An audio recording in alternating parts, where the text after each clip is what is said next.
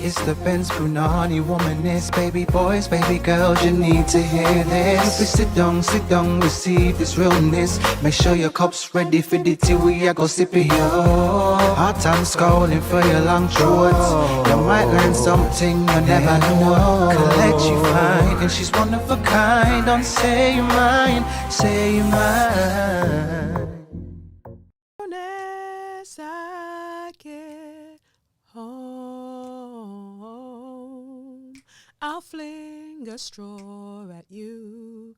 Dickhead, you know what you have to do.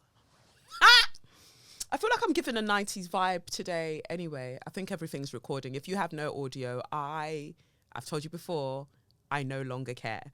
Am I giving it? I've got an oversized, like, ox blood burgundy situation jacket on, bomber jacket, and I've got this cheetah print. This is cheetah print, innit? Cheetah print catsuit on.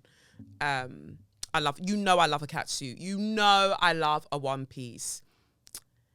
I'm proud of where my locks have reached, you know, because now I've got like 2 mini pigtails. I feel like I talked about my hair last week, but I'm just so fascinated by it all. Anyway, who are you listening to? It's me, Kelechi, the baby girl in the place to be. And you are listening to SYM, officially known as Say Your Mind, unofficially known as What? That's right, Suck Your Mum. And like, you know, I'm kind of glad that this is coming to an end.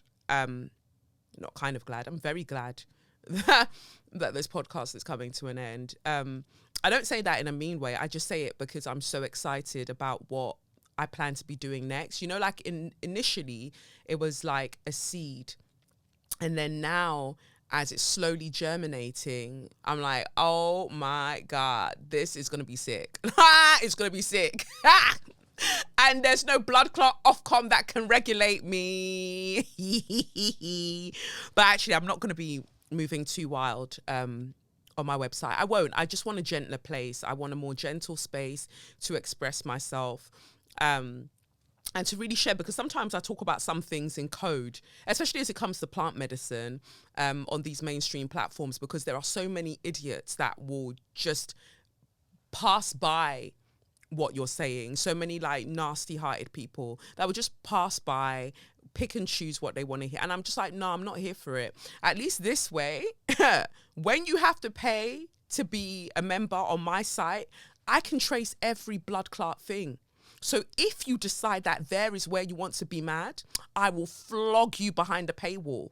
And what can anybody do? I want a refund, suck your mum. Because the sucking of the mother will also follow us behind that paywall. We will climb that paywall together, and straws will follow us. We will fling straws over the wall. Over the wall. Over the wall. Fling your straws over the wall. But no, I'm glad to be here. You know, I feel rested in my spirit. My skin's glowing because nobody is troubling me. I refuse. Even editors, this, that, and the other, deadlines, nah.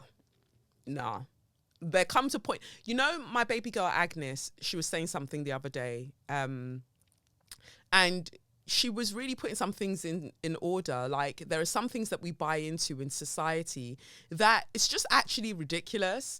She was talking briefly about savings and mortgages and this, and her perspective, I was just like, you're actually right, because what the fuck are we doing? Like, what are we doing?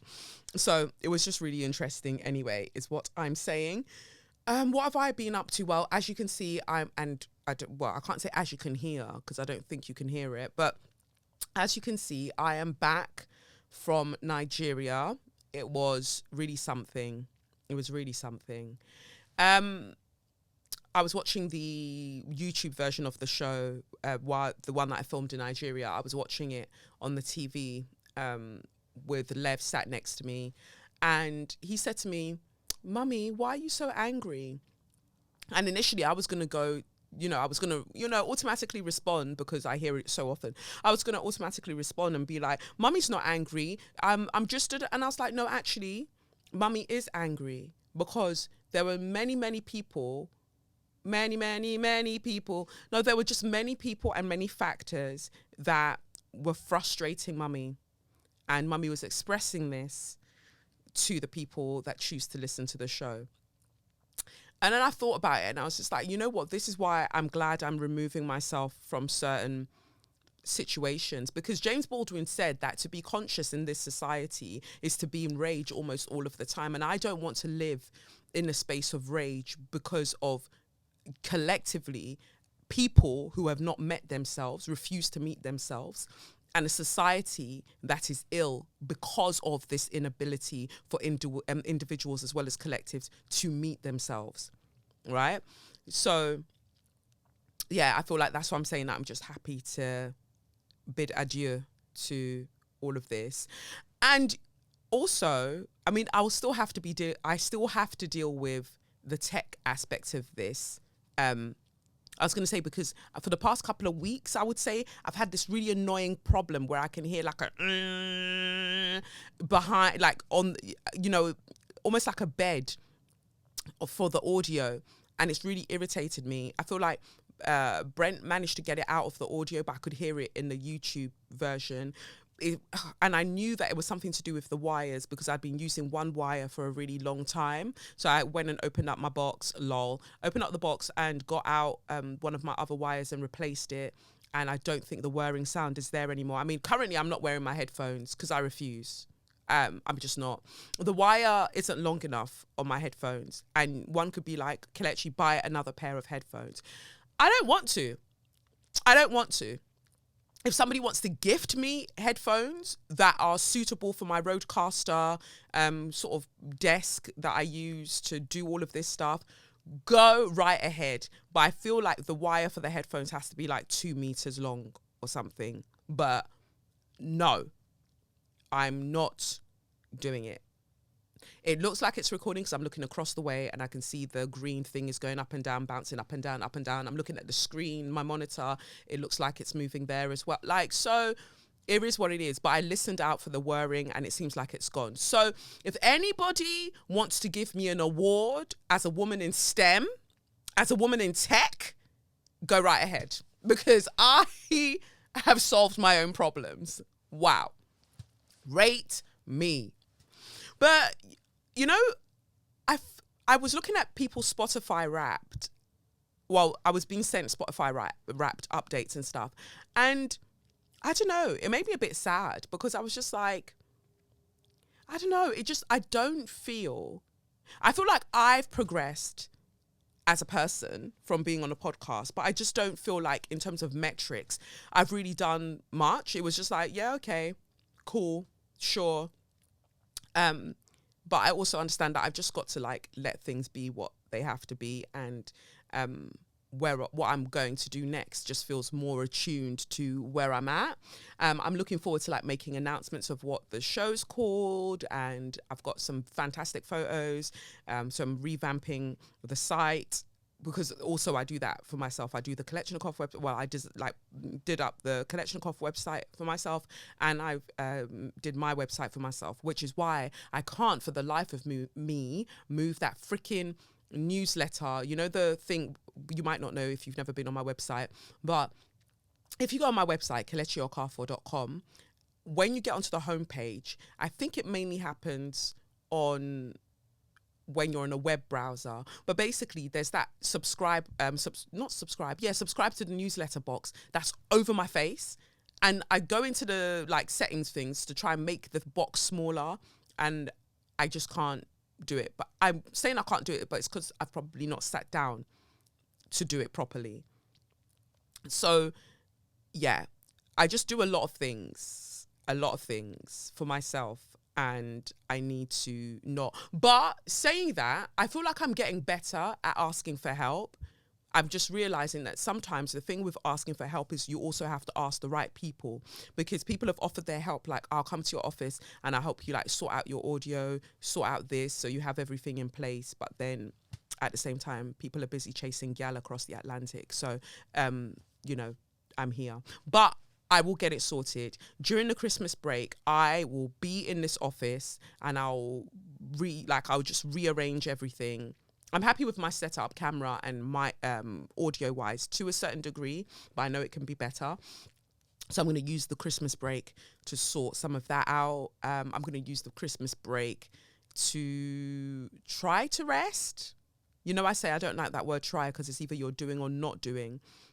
So that already tells you how I feel about the reality of whether I actually rest.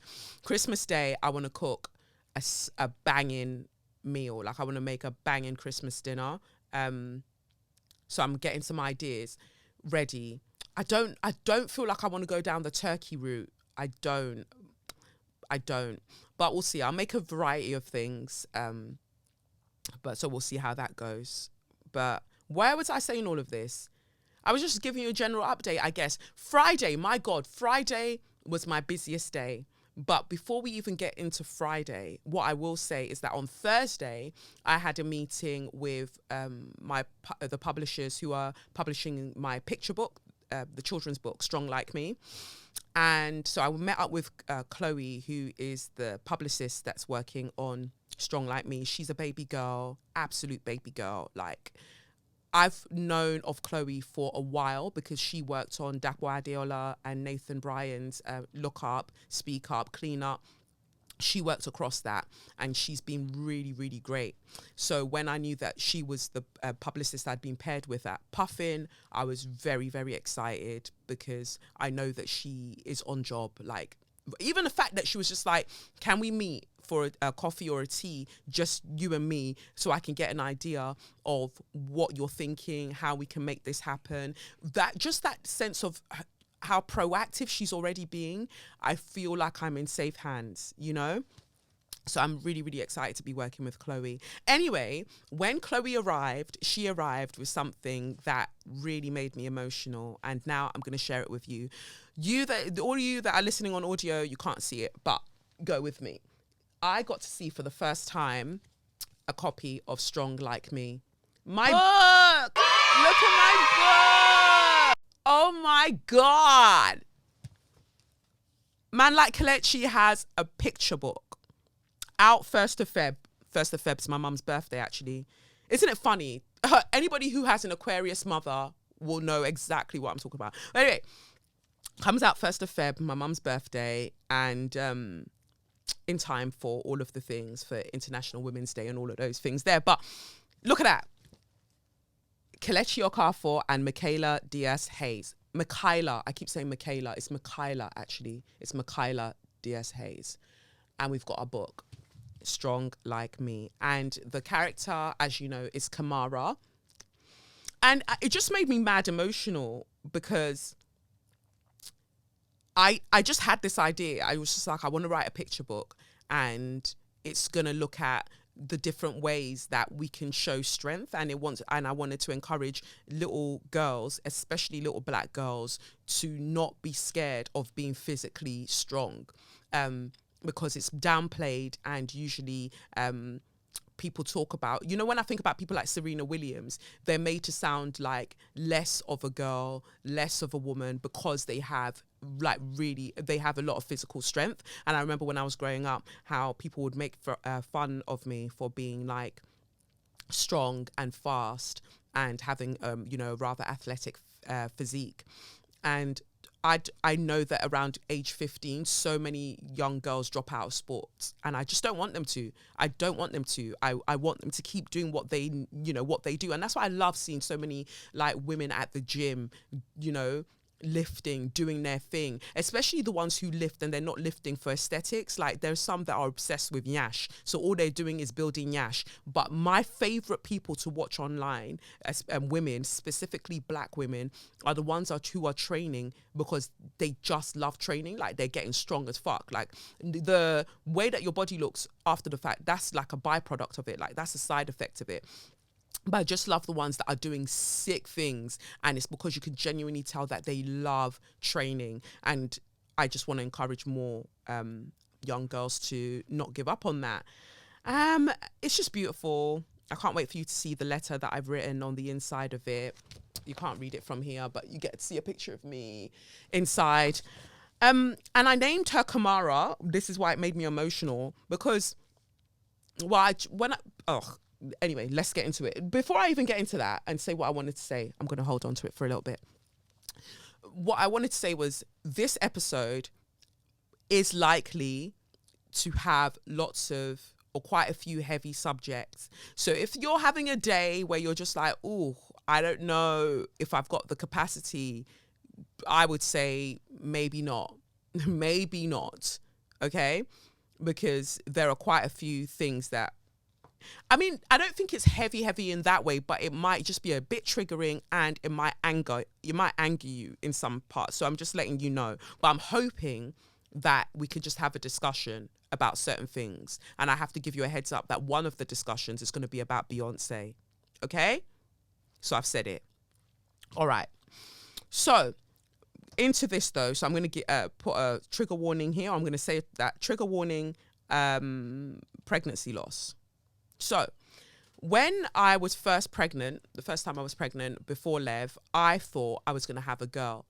And I said to myself, if it's a girl, I'm going to name her Kamara Chizuoro Anyi, which means in Igbo, may God's grace be sufficient onto us, or may God's grace be sufficient for us. Because that's all I've ever wanted, or, when I look back on life and I continue to look at life, I just want God's grace to be sufficient, not any of like the material things. Like you'll have a fancy car, but then next year that car's out of fashion, right? And then you're going to get a next car, or you'll have a phone, and then next year it's the next phone because Apple are going to make sure of that shit. Let God's grace be sufficient. Let God's mercy be sufficient for me. Anything else, like obviously we know I love a cute shoe and a cute bag, but outside of that, like that can't be the center of my life. Do you get what I mean? The grace of God, that's it. Like to know that the universe rates me, I rate the universe, like that's cool. Comfortable. Do you get it? Knowing that I'm of service in one way or another, I'm cool. I'm Gucci. Not really, not Gucci, but you get what I mean. You get what I mean.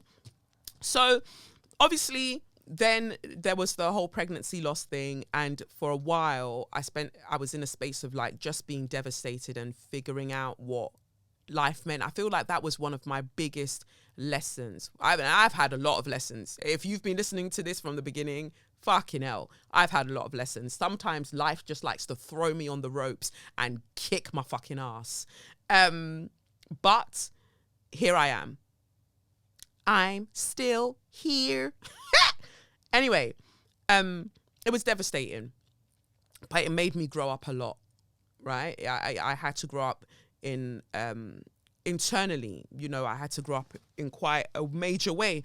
So when I had the idea to write Strong Like Me, I knew instantly that the girl's name was going to be Kamara, because even if Kamara's not here in the physical sense in that way, I want Kamara to be in the lives of all these children and adults as a badass, that is, figuring out her strength, being kind, and showing up in the world. So that's the backstory on Kamara. Inside, because I was in two minds. I was going to say, when the publisher said, who do you want to dedicate the book to? Because Michaela and I had to choose, each who we wanted to dedicate to. And initially, I thought I was going to dedicate it to my Kamara, but then I changed my mind, and instead I dedicated it to Lev, because the book is already a dedication to Kamara, right? So, I also wanted to, dedicate it to Lev. So Lev's name's in there. Like, I just love the fact that there is a little boy in this world that's going to grow up and he's just going to be like, my mum did that. My mum did that. That's like, my mum did that. My mum did that. And I love that for him. So yeah, Strong Like Me. I now have a physical copy. I hope it doesn't fall down. And the way I've placed it, Kamara is looking at EdgeOfHere, but you're too young to read it, so don't get any funny ideas, okay? But yeah, just stacking the books. By 2025, watch me. Wait for me there. By 2025. Wait for me. Wait for me. I have not yet arrived. When I arrive, Omo, you go know. Who no go know. That means who doesn't know currently, they're going to know. They're going to know eventually. Yeah. Who no go no. Yeah. But that's if we still have the earth in 2025. So let's not get gassed. Let's look at this. So what else did I want to tell you? So that was Thursday. Friday, Jesus Christ of East Dulwich. Wow. Jesus of the Google calendars. Wow. I've never known a day like it. I was busy to bumper. Like, so first things first, I dropped Lev off at nursery. Then I had to get to the office because I needed to record a podcast interview with somebody who you're going to hear in a few episodes' time. So came over to the office to record that interview, had to leave the office leave the office, get into a cab and head over to Millbank to do a live show with Radio 4, where I was on the Antisocial podcast. You can listen to it. I imagine it's on BBC Sounds. Antisocial by Adam Fleming. So they invited me on to talk about Nella Rose. The person that would be, I guess, opposing my views is a black woman from the Equiano Project, Ada Akpali. Akapali, is that her name? Ada Akapala. Anyway, we were talking about Nella Rose and whether the public's reaction to her is due to misogynoir. She was obviously going to argue no, as they like to do at the Don't Divide Us project and the Equiano project. How do you sleep? How do I sleep without you? I want to know how you lot sleep without common sense. How do you sleep without integrity? How? This is how, like, you just know for certain people during slavery, it was popping off for them. They were having a great time. Like, they were the black people living it up, and they were justifying it to themselves that, like, well, they're going to do this. The Europeans are going to do this anyway. And what's wrong with them doing it, really? These people were lazy and not doing much, and they were criminals. They were criminals anyway. I don't know. It's just weird to me. I can't imagine a life where I'm not on the side of black people. Like, I can't imagine it. But okay, sure, whatever you want. So, went to Millbank, and I love that it's a full hour. So it really gives time for the conversation to build. And I think that might have been the first time that I was on a show for a full hour. In the sense that, like, you know, sometimes they invite me to talk on these shows and it's like 10 minutes. So 10 minutes, your baby girl, I've got knowledge for days. Yeah. About specific subjects, I've got knowledge for days. So that hour, you can't try, like, I'm good for that hour. But you know who's not good? The people who are used to those 10-minute interviews, and they're used to just doing soundbitey shit where they'll just say something and then you don't have enough time to interrogate how fucking stupid it is what they've said is. And so, you know, we really saw all the fuckery rise to the top or sink, whichever one. You know, I don't know physics like that. But the point I'm trying to make is, baby girl could not hack it. I could, your baby girl could, but that one over there, she was struggling. She was struggling. And I love that show because I was worried. The moment you asked me to come onto something and defend something that I don't think needs defending because it's common sense, I'm going to get, like I said, I'm just going to get a little bit worried. Like, oh, how is this going to go? But they were good because we were using the term misogynoir. They did an interview. Adam did an interview with Dr. Moya Bailey. That was there. Stats from a professor at one kind of university who was looking into discrimination within reality TV. Those stats were there. Also an interview with someone from the nursing. Is it nursing and midwifery? No. Someone in healthcare, that one also stats up for days about the disproportionate the disproportionate mortality rates of black women in comparison to white women, all the stats, but they had this one on as well. So everything that I was saying was lining up with what all of the experts were saying. And then after they'd play an expert, the interview that they'd done with an expert, they'd go back to her and they'd be like, so what do you have to say about what this expert who researches this has just said? And she'd be like, yeah, well, it would be disingenuous to say that racism and all of that doesn't exist. I just don't think that that's what's happening in this case. And you can use data to support anything. Girl! Girl, I can tell that you are talking shit and pretending that it makes sense for you. Girl, you don't have to keep lying. You really don't. You don't have to keep lying. What?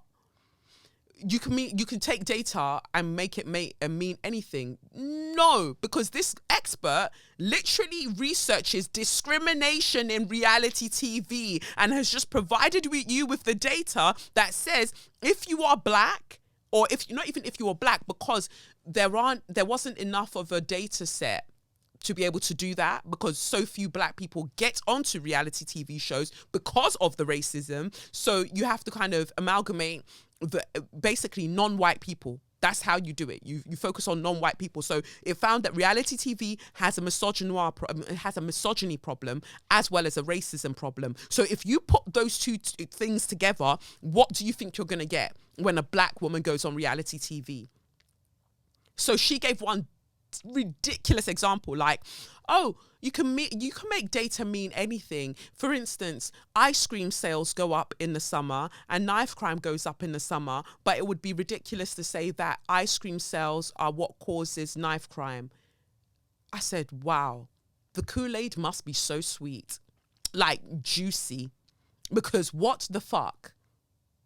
Anyway, I bodied it and I did not move mad once. But of course we knew I wasn't going to move mad, because I don't tend to do that when I'm on other people's shows. So I just also want to, again, stress at this point that was a BBC Radio 4 show. It is the biggest, it must be so hilarious to people who listen to this, how much I beef the BBC, yet I will be there readily talking about anything. Anyway, but I choose carefully, because I didn't choose carefully when I went on that Pussy Clart's woman's hour. Pussy Clart's hour. That is a live show for 1 hour. 1 hour. They had me on there. Live. And we were talking about misogyny, a subject that I should actually while out on, because somebody else is on the other end, because she wasn't in the studio, talking shit. But I was the picture of intelligence and cuteness. I just said what I needed to say. So they're having me do that. And then you've got shows headed up by black people, black production companies, all of this, all of that. And they will actually be stressing themselves out, worrying about having me on live in case of what I might say. You are all agents of white supremacy, whether you want to realize that or not. Every time you say that about me, you are perpetuating misogyny. You are. Because you have nothing to back it up with, because your white counterparts, who really should be the ones having themselves in the tears, running around. You could argue that, nah, Kelechi, that's not fair, because our positions are so fragile that if we have you on and you say something, there is more of a quickness of us losing our roles than a white show who have you on, you say something wild, them losing their roles. I see that. But at the same time, you actually have nothing that you're basing what you're saying on. We might need to pre-record with her. Why? Have you watched everything else? Who else has pre-recorded with me? Huh? So it feels like I'm dragging this particular subject out, but I just want it noted. I really just want it noted that in real time, sometimes black people are my ops. that's all I wanted to say about that. So anyway, I finished at BBC Radio 4 after I've spun Little Miss Equiano project. Little Miss Racism Isn't Real. And then I head off to, straight after finishing there, I had a studio booking in Soho, like a recording studio booking with this producer, funnily enough, also from the BBC. Am I the BBC poster girl? Am I like like you have a bad boy? Bad boy. Like a bad boy. Bad I wonder if I'm the BBC's bad girl, where it's just like, yeah, we know she likes to just like while out and say she hates us, but she'll show up. I really want to know, because sometimes I don't know what I'm doing. Anyway, so I had to rush from Millbank after that, go straight to, and I made it just in time, get straight over to Soho, because I wrote this audio play, like this audio sketch sort of thing. I was commissioned to write it. This producer at the BBC reached out, and he's working on something. Again, a white man, because this is the thing. I need you to realize that sometimes you lot will make these very, very blanket statements, very general statements, like white people this, white people that.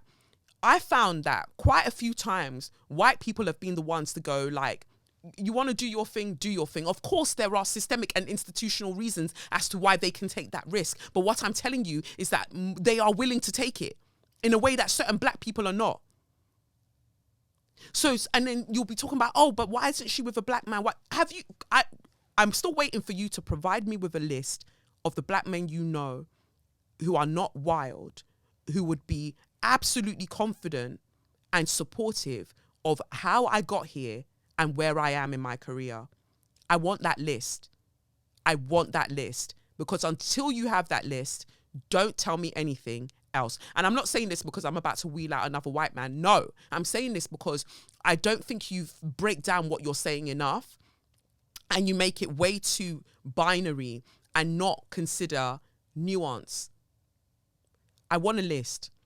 Even don't give me a list. Name one man, one black man that you know of.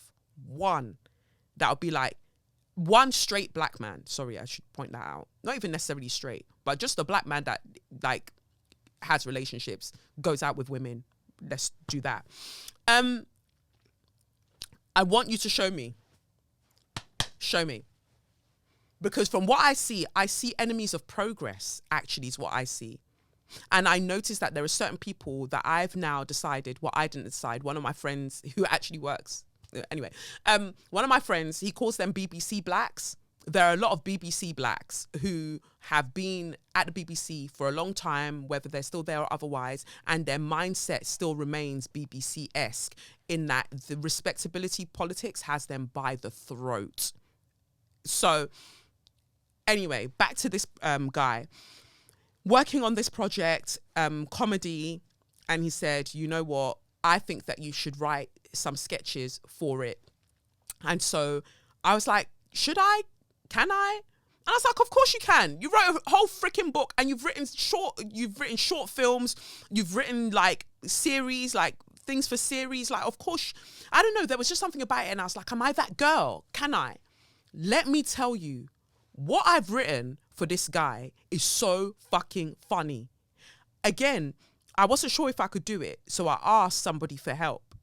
They didn't come through, like literally did not come through for me. I was like, oh, can you help me with this? Like, I really want, just didn't come through, didn't help. So I had to sit there and be like, okay, audio, you've made Sally. Don't worry about the fact that Sally also has visuals to go with her. What's funny about Sally is what Sally says and your comedic timing. Like, you can absolutely do this.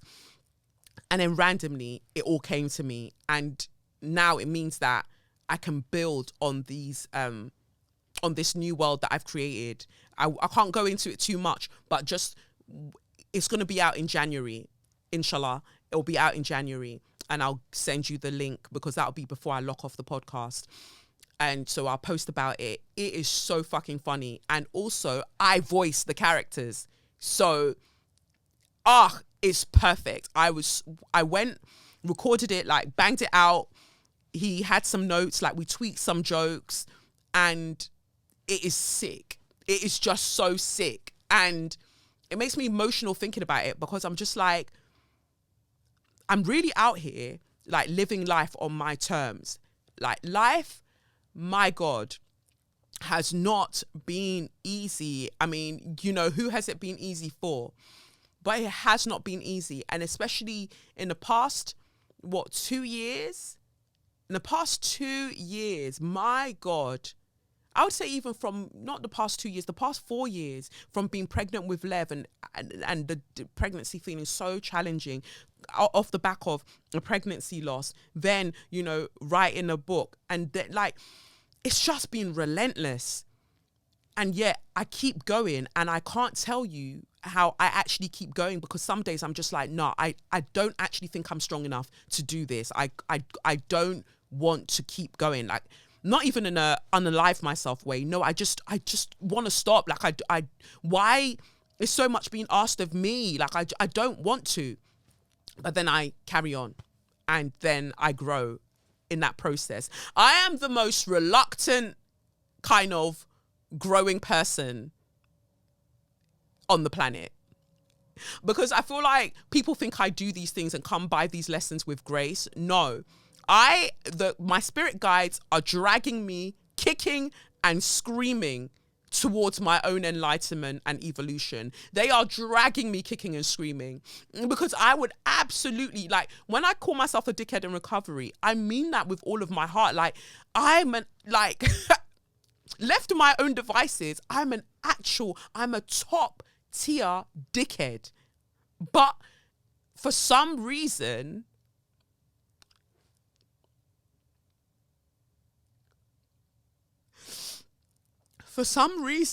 I feel like whatever forces there are in this world, but specifically God, for some reason believes that I can actually, like, do shit. Like, I don't know why it's making me. So, like, I can actually do something. Like, I can actually be of significance. I could be of help.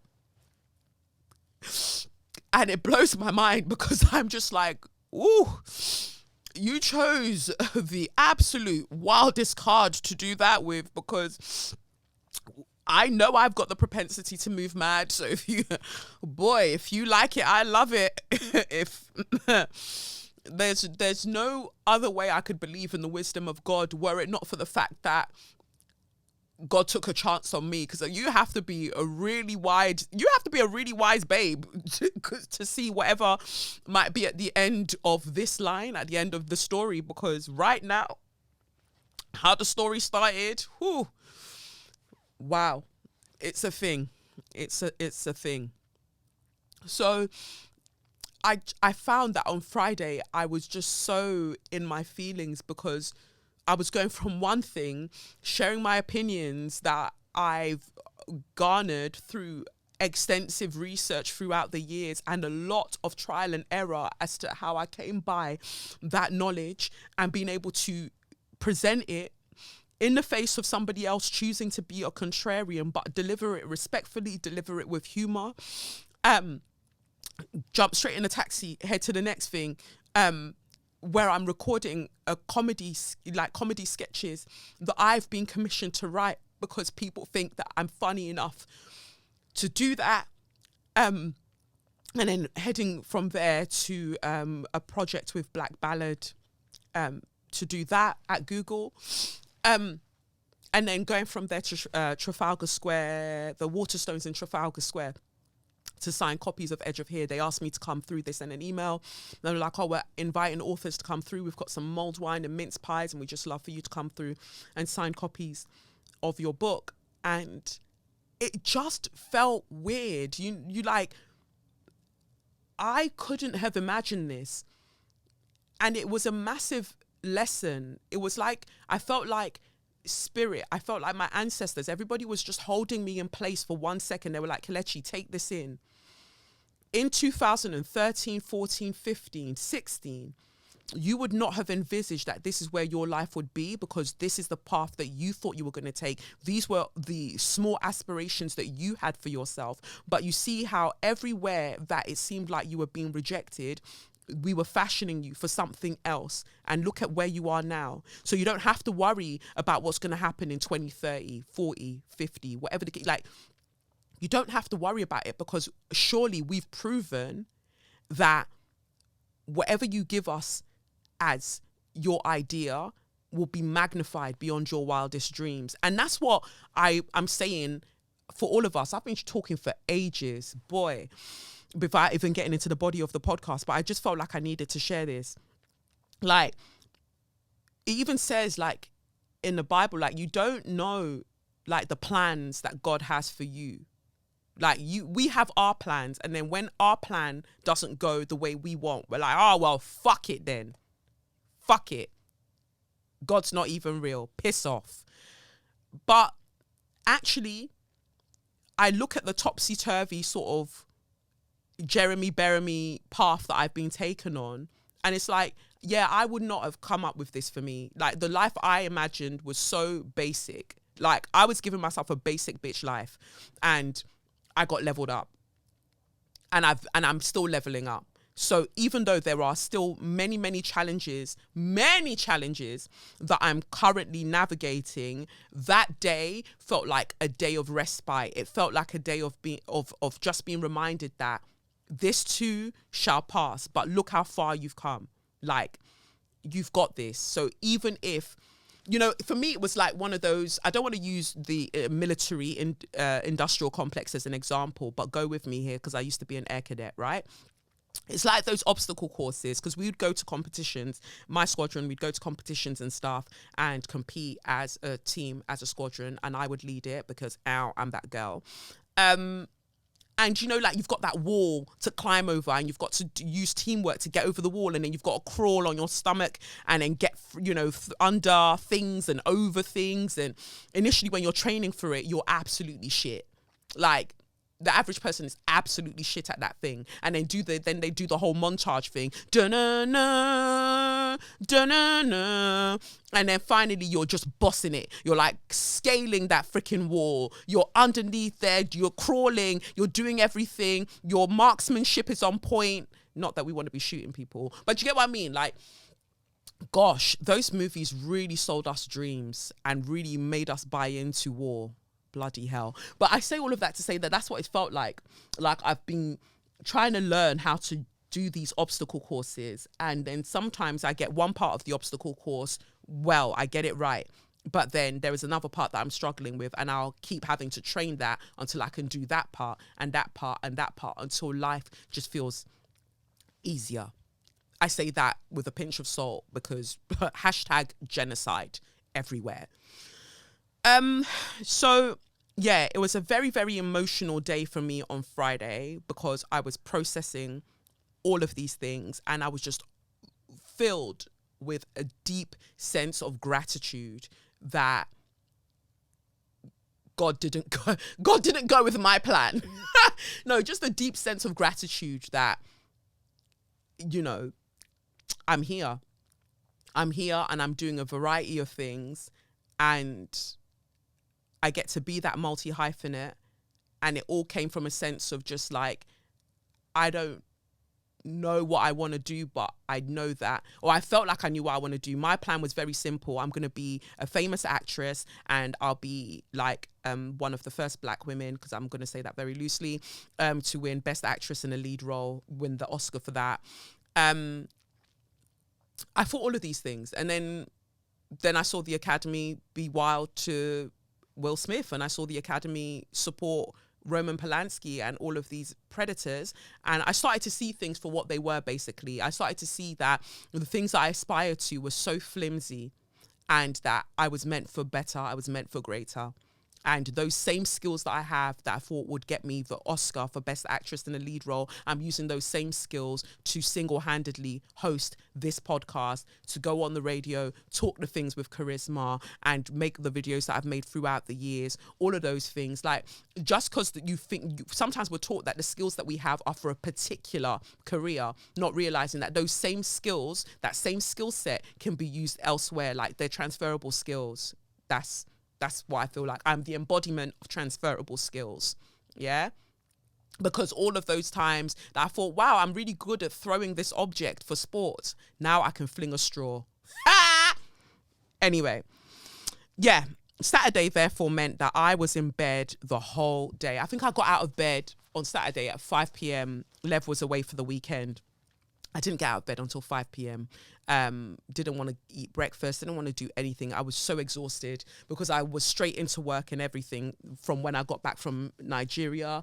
And I was like dealing with other things as well that was just exhausting me. Like, so Saturday was a duvet day, stayed in bed, didn't want to hear nothing, listen to nothing. I've realized just how little I watch or listen to things recently. I just sit in silence. So that was good that I rested, and now here I am Sunday able to have the energy to do this and chat with you all. Although when I did get out of bed on Saturday, there's this thing that I have in my kitchen. I'm noticing a lot of moisture, first of all, in my flat. So my good sis Hodan recommended these like little dehumidifier packs that you can put, like these little boxes that you could put like on your windowsills and stuff that's meant to grab the moisture. I actually do have a dehumidifier, but I think I've put it in storage. I don't know where it is, or it might literally be in my storage in my flat. So anyway, I've been noticing mold developing somewhere in the flat, and in my pajamas, I decided to get out the screwdriver and take away this box that I'd built just so I could have a ledge to put stuff on, deconstruct this box to get to the mold. And there was so much more mold underneath that MDF kind of casing that box. And so I spent the evening like clearing that out. Like I was doing bits, changed out my pajamas, and so I could take all the things outside, throw them away, whatever else. I don't know why. I suddenly had the energy at around 6 p.m. that I was going to do this thing. But I feel like there was a message in that, or maybe I found the message in that the kind of person I am, if I can sense that there's mold, there's rot somewhere, I'm not going to stop until I get to it and I can clear it out. Within myself, within society, that is just what kind of calls to me. Where is the mold? Where is the rot? Let's get to it. Let's deal with it. So yeah, was doing all of that and then took it easy today. I've got actually email tarot readings to send out as well. Bloody hell. I've got to get that done. But I think I prefer recording audios for them. And that was another reason I was tired. I had to get like 40 something month ahead tarot readings done for my patrons on Patreon, the people who are in the Straw Society tier. I managed to get everybody's done on time, get them sent out, but it did take a lot out of me. So yeah, but I've said it on Patreon, and I'll remind the patrons that don't check Patreon regularly. I'm looking for people to trial the members area of my new site from like January. So if you're up for that, do drop me an email at SYM@KelechiOkafor.com. So I know I only need like about 3 people just to see how they navigate it. And know that everything's fine before opening it up to everybody else from February. Wow, that was a really long recap. We're already on, Jesus Christ, almost an hour. Fucking hell, sorry. I was really talking. I was even going to share so much more, but I don't know if I should, or this will be a very long episode. But I think I'll save that for later. Yeah, I think I might save that for later. Let's go into tarot so we don't lose too much time. You can tell I'm not in a rush to get anywhere today, right? But no, I actually want to go and get some baby chicken and roast some baby chicken and fry some plantain. Wait, there are no Jamaicans here. Plantain. I can say it how I want. Plantain. I have so many Caribbean friends that now I say it how they say it when they're around, and they can't come and flog me here. Plantain. Yeah? Ha! Anyway, yeah, let's get into tarot. The tarot question I chose is from June. Sorry. It says, hi, Kelechi. Firstly, I would like to say I love you so much. I've listened to your podcast, I think, since I have seen you being interviewed in your pole dance studio by a YouTuber I used to watch in 2017 or 2018 and have been hooked ever since. I'm a 28-year-old baby girl who doesn't know who she is and is just stuck in life. Ever since I was a child, I felt like people never listened to me. because I have a speech impediment, and always thought they knew better than me. For example, at 5, my mum giving me a relaxer I didn't want and didn't listen to me when I told her that it was burning and to wash it out. My hair got so burnt that it fell out in chunks and had to shave it all off. I think that because I was born very premature and nearly died at birth, my parents have felt they needed to constantly shelter and protect me, while my siblings got to do whatever they wanted to do. And that has continued throughout my life, even with picking subjects in school, friends, and picking my studies in university. I was never allowed to leave the house unless it was for school or appointments, which means I wasn't allowed to go out and be a teenager and hang out with people my age outside of school, which has led me to being very sheltered. When I finally thought I was going to experience freedom and gain independence when I go to uni, I was told to pick local schools that were in my town, thus shutting down my dreams of independence again. People have always told me who I am, and I believe them, and now I'm at this age and I hate my life. I've lived my life for everyone and not myself, and I don't know who I am. I've been raised to be a people pleaser, to be the go-to person to pick up the slack, to be the good girl, being good for everyone else and making everyone else happy but themselves. And I'm so tired of it. Being unemployed and having no friends has made me reflect on my life and made me realize I've been wearing the mask for so long that I'm afraid I've become the mask and I don't know who I am anymore. And that scares me. I feel dead inside. Oh, baby. I'm currently going through my Saturn return. So my question is, how do I find who I am? How do I find my light again? Thank you for reading my letter. I wish many blessings to you and your family. Thank you for being the personification of hope and authenticity. May God and the ancestors bless you better than what your heart desires and fulfill your wildest dreams. Amen. Thank you for all that you do. You're amazing. You are such a light to all of us listeners. I'm an Aries sun, Cancer moon and rising. I'm a generator with sacral authority in human design. Not you wanting to be me. Wow. I love that. I want to know where Saturn is for you, because that's what I'm interested in. So before I launch into the things that I want to say, I just wanted to see that. So that's your 9th house. 9th house. Saturn in the 9th house with Venus. First of all, I just wanted to say that you may not feel like you know who you are, but it's you who wrote this email. Go with me here. You feel that you've been wearing a mask for so long that you've become the mask, but it wasn't the mask that wrote this letter.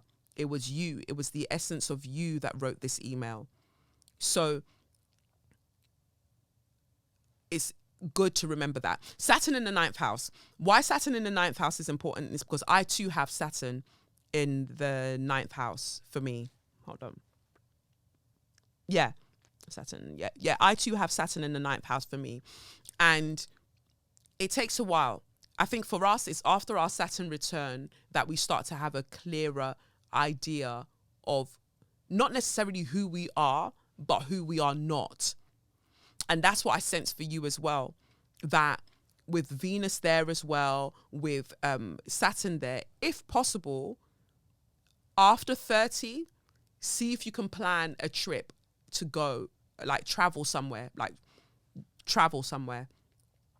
Because there's something about your learning coming from foreign lands. And even if the money is not there like that, looking at other people from other countries, make friends in the first instance with people from other countries. The art of having a pen pal has been so lost. Recently, I hand wrote a letter to somebody. I wrote it by hand because I felt like that was more sacred than typing out a text or an email or whatever.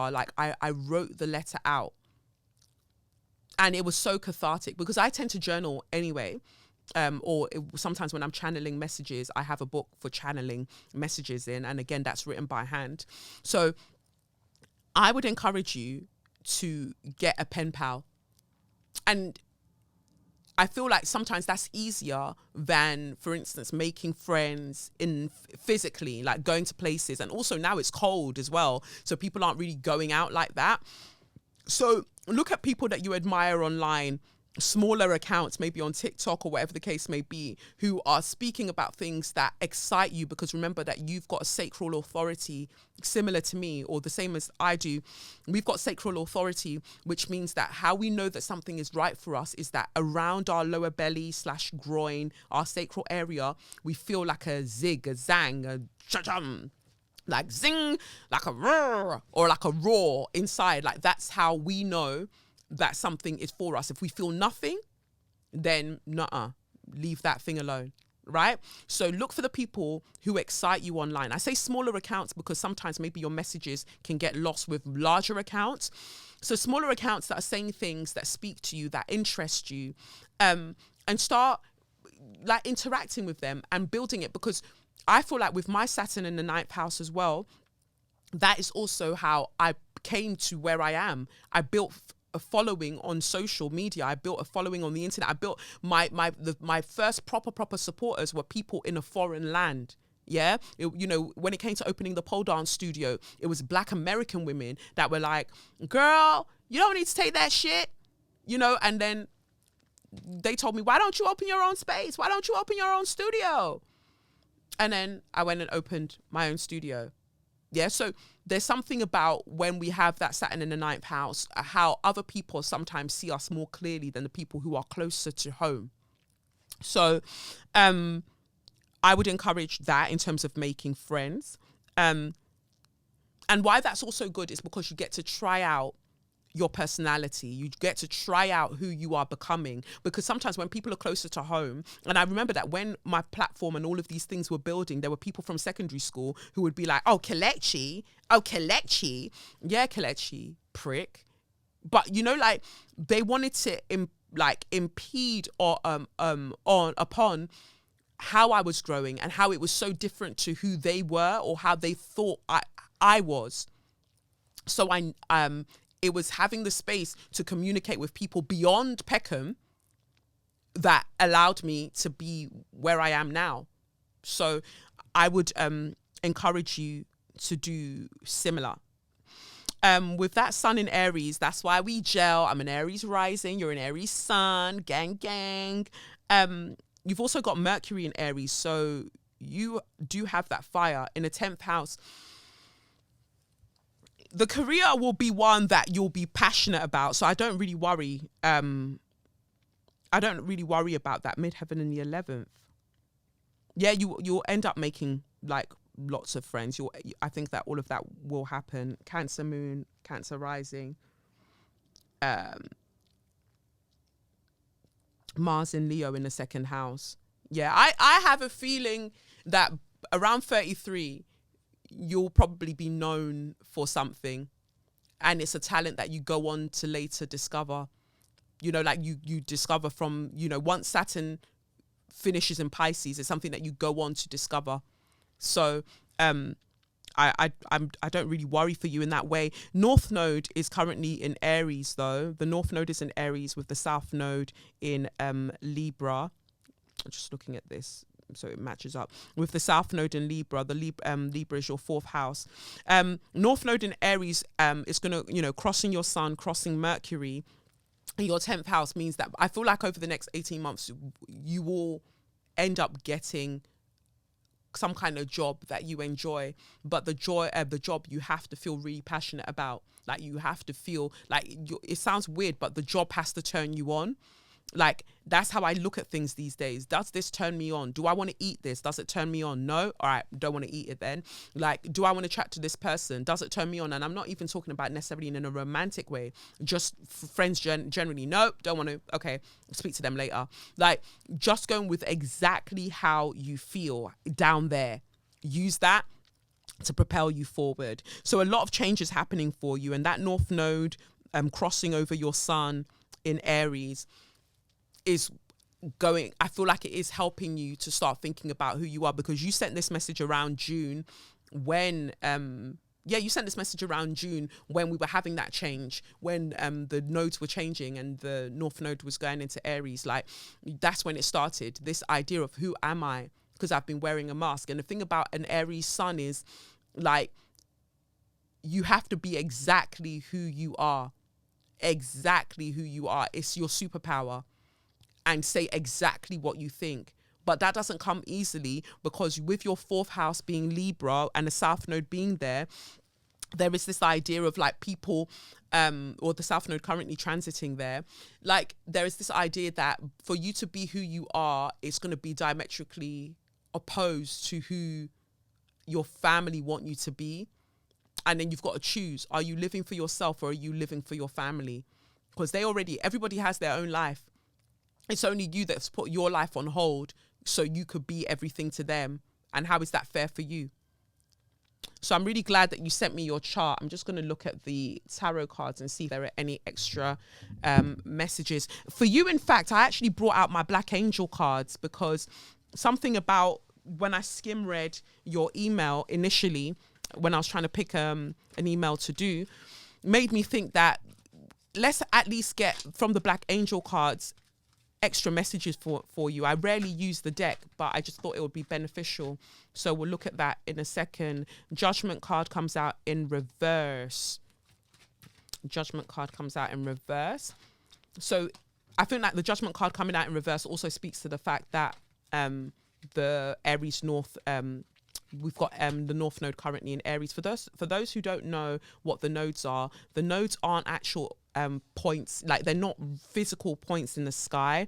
They're more of a mathematical point worked out from the journey that the sun, that the moon is making along the elliptical, that the path that the sun follows. So where the light shines, North Node, and where the shadow is, the South Node. Judgment card, like I said, we've got here, and here we see, is it Mart, who is weighing the heart and the feather. And this is why I said to you, it came out in reverse, because for you it's about what will help in this situation is thinking about the fact that, and you've got all wands, I love this for you, you've got all wands that came out here apart from Judgment. If you were to kind of leave this earthly plane tomorrow, could you say that you've used every part of your heart to live life? From what you've written in your email, probably not. So it's about Mart. Is it Mart? For those who don't know, it's in Egyptian mythology, or I'd say Egyptian mythology, or in Egyptian law, it's believed that when you go into the afterlife, your heart is weighed against the feather to see how well you've lived life.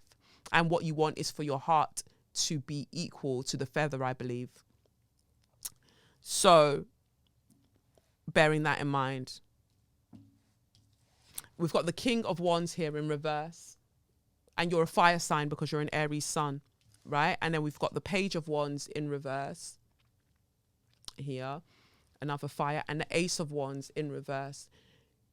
So I feel like what this is telling us is that you are about to begin on a path of self-discovery.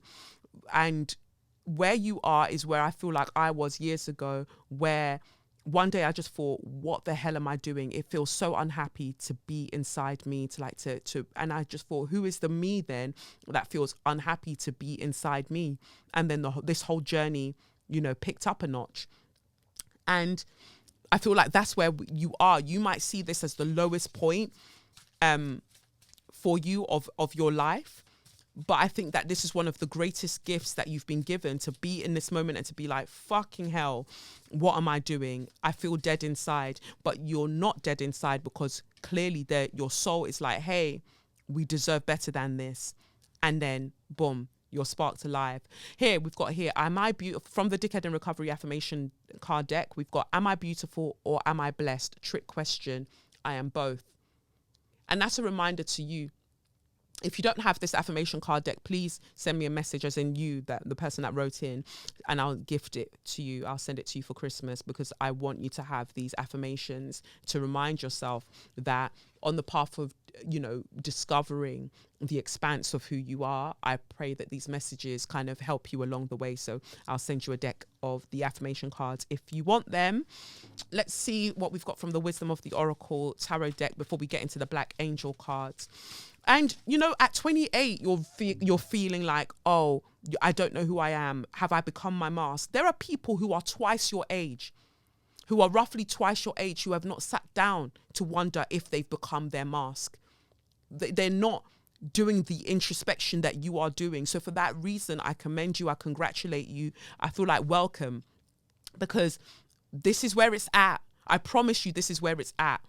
Anybody who's like, oh, I know exactly who I am. I know this, I know that. And they think that they've got it sorted. I usually worry for those people, because I'm like, watch how life is going to roundhouse kick your clot like in a little while. If it deems you worthy, which I hope it does, you're going to find that you're going to be reminded all the time that this is a journey. We've got the Observer card here in reverse, number 49 from the Wisdom of the Oracle deck. And number 49 says, let's see.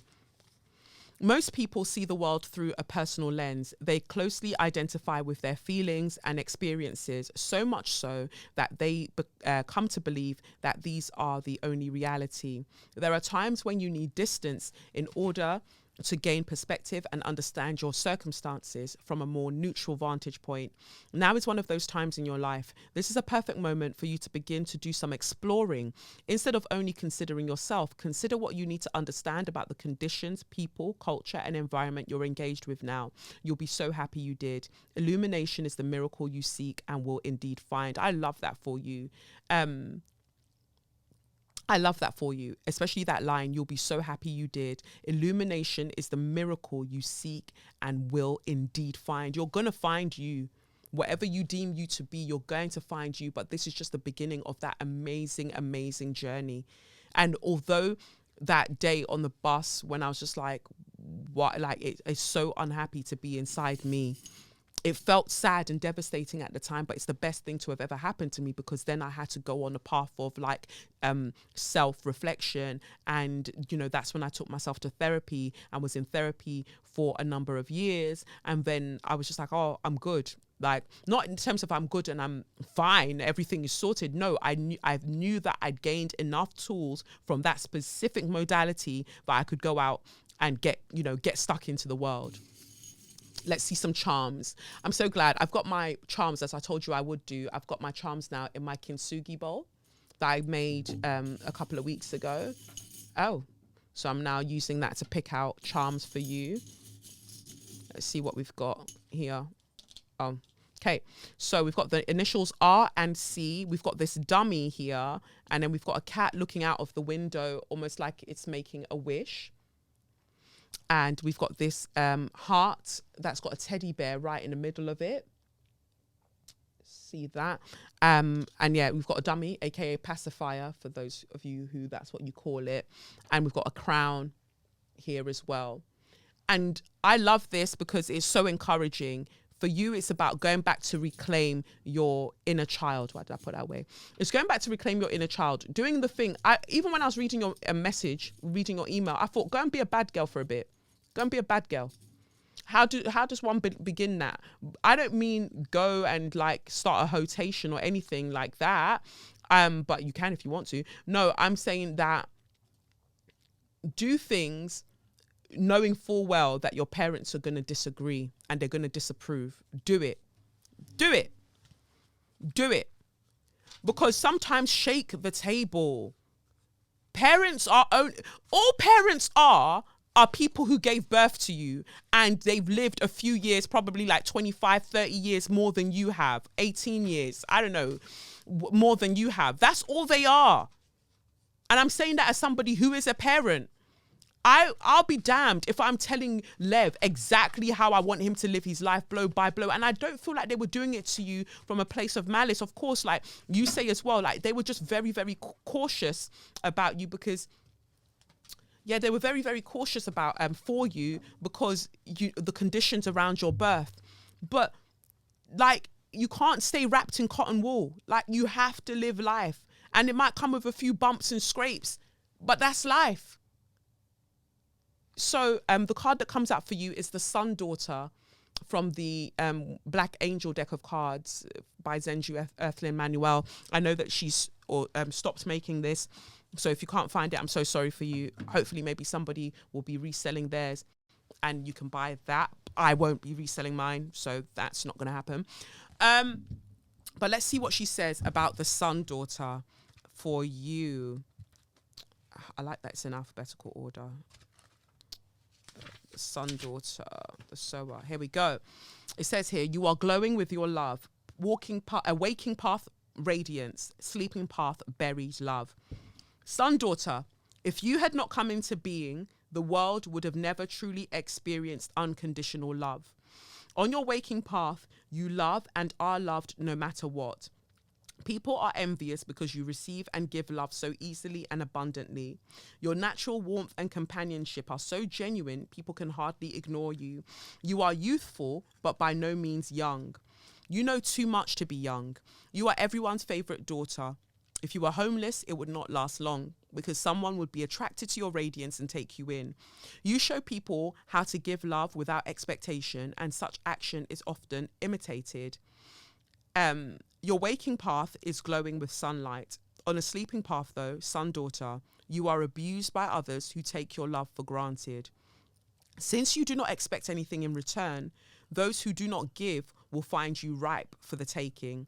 This has caused much turmoil in your life. You develop relationships easily, but soon find yourself on a one-way street.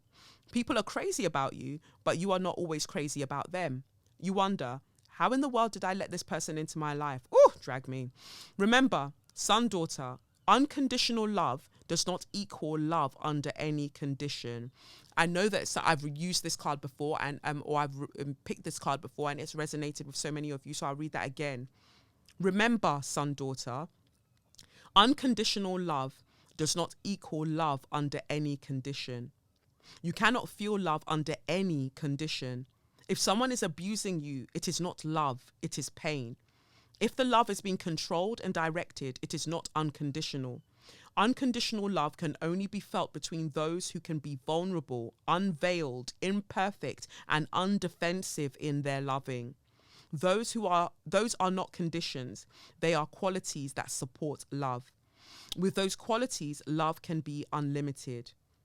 The son-daughter's open and warm energy can feel exposing and unprotected in a world where we feel strength is our greatest asset. As a result, our son-daughter energy is rarely seen openly in those who have experienced oppression, violence, war, or any trauma. We do not walk well in the world feeling unprotected. Instead, we bury this unlimited love deep inside us. In this way, we can avoid the disappointments we had as small children when our love was not returned. We become soul sleepers when we bury our loving nature. A buried love brings lots of misery. So, sharpen your ability to detect people seeking love they can control. There is no need to let the ones you love rule your life. Wheel up the bomber clot. Baby girl, did you hear that? There is no need to let the ones you love rule your life. Your care and warmth are only true when they come from a natural desire to give such. Listen to your heart and trust that when the pain or trouble shows up in a relationship, it is time to pay attention. Son, daughters are to be cherished. Indeed, we are. Baby girl, I hope that tells you what you need to know. Love doesn't hurt. And you need to remember this on this journey when your parents want to kick off because you're like, deuces, I'm going traveling, or I'm doing this, or I'm doing that, or, you know, they're going to, because of how much they want to protect you and have gotten used to that being their excuse, because of how their fear is played out, they're going to want to tell you how to do things. And you need to remember that love does not hurt. Yeah, if it hurts, it's likely not love. It's something else. And more time, it's fear. And fear and love, they can't really coexist like that. They can't. So you are not dead inside because it's your life, it's your soul, it's your life force that wrote this email. You haven't become the mask because you behind the mask wrote this email. So I'm saying all of this to speak life back into you and to remind you that you haven't, not all is lost. You haven't lost you. Your light is absolutely still there. It's when we talk about finding our light, you don't have to find the light so much as be it. You are already light. This is why the children's home, I named it Child of Light. You are already light because the source that created us is light. is light, is love. That's what when you say love and light, that's what you mean. Like you are created in the image of source. Like we are created in the image of God. So you are exactly that. You don't have to find that which you already are. But it's the acceptance. Sometimes the hardest thing for us to do is to accept our greatness, to accept our divinity, to accept our light, to accept that we are love. And that also comes with boundaries, you know, and that's what I love, that it says that unconditional love isn't just about love under any condition, that people can move anyhow and have nasty manners and behavior and think that that still entitles them to your love because they've been told that love is unconditional. No, that's not how it works. Like the love being unconditional is talking about the extenuating circumstances that life can throw at us sometimes, and still choosing to be in unity with each other collectively, whatever the case may be. That is what we're talking about with the unconditional love. Not that you can move mad and then still feel entitled to people's love. It's the entitlement aspect of it. And a lot of people, sadly, do not know love. And this is what Bell Hooks was talking about in All About Love. Because the moment you say to people, love isn't supposed to hurt, love doesn't hurt, it throws them. It fucking throws them, because then that means that they have to start replaying their entire life and realizing that those who they ascribed the term love to, like parents and things like that, who hit them, who talked down to them, all of that stuff, they have to realize that that wasn't love. That wasn't loving. That wasn't loving behavior. To hit your child, that's not loving behavior. Oh, my dad loved me, but he just No, your dad didn't. And that can be very, very hard to hear. My mum loved me, but she was nah, that's not love. That could have been other things, but that's not love. So therefore, a lot of us are looking for a love that we have not yet seen. And that is the challenge. So then that requires you to go back to source. It requires you to go back to the word. And for all of the misinterpretations that some of you little fuckers like to do with the Bible, one of my favorites is when we go to 1 Corinthians and it talks about what love is. Like that. You can use that as a model, but that's not what a lot of people are doing. And so you take this back to your parents, that on the basis of what love is, love is nothing without freedom. So if you love me as parents, you have to allow for me to be free. Like, let me go off and do my own thing. And that comes down to you as well. Baby girl, if you love yourself and are learning to love yourself, then you have to allow yourself freedom. You have to allow yourself to be free. And I love that I've been a part of your journey thus far. I'm honored that you would write and you'd share this with me. And I feel like with all the things that I've experienced, that I can share with you, that you're absolutely not some kind of lost cause. Like, you are destined for greatness. Like, you are greatness. Like, I felt it from just reading your email. Then I scrolled down and I saw your birth chart and I'm like, nah, this is a don. This is an absolute don. And this is just the beginning of an incredible journey. And, you know, the thing is with Aries placements, there are going to be some bumps and scrapes. But you're more than sturdy enough to handle it because you've got that Saturn. You've got that Saturn in the 9th house. You'll be all right. You'll be absolutely all right.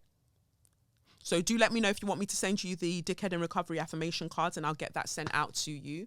But very, very glad to have read for you.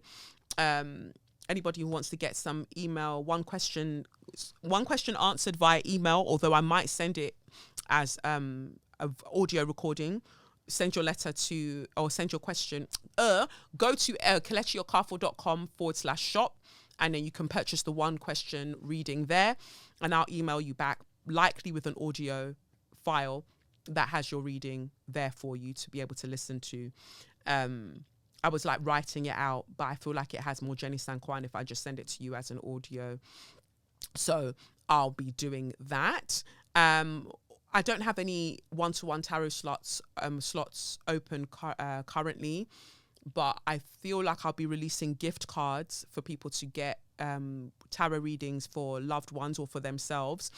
I'll be releasing that in the next week or so. So you can buy gift cards for a 45-minute one-to-one tarot reading that will be done at some point in early 2024. We can work out a mutually convenient day with my PA, and we'll get you booked in for that. Do not buy these gift cards or these readings for people who you know are already tussling with the idea of the esoteric or metaphysical. I'm not there to convince them. I will cuss them out. I'll cuss you out.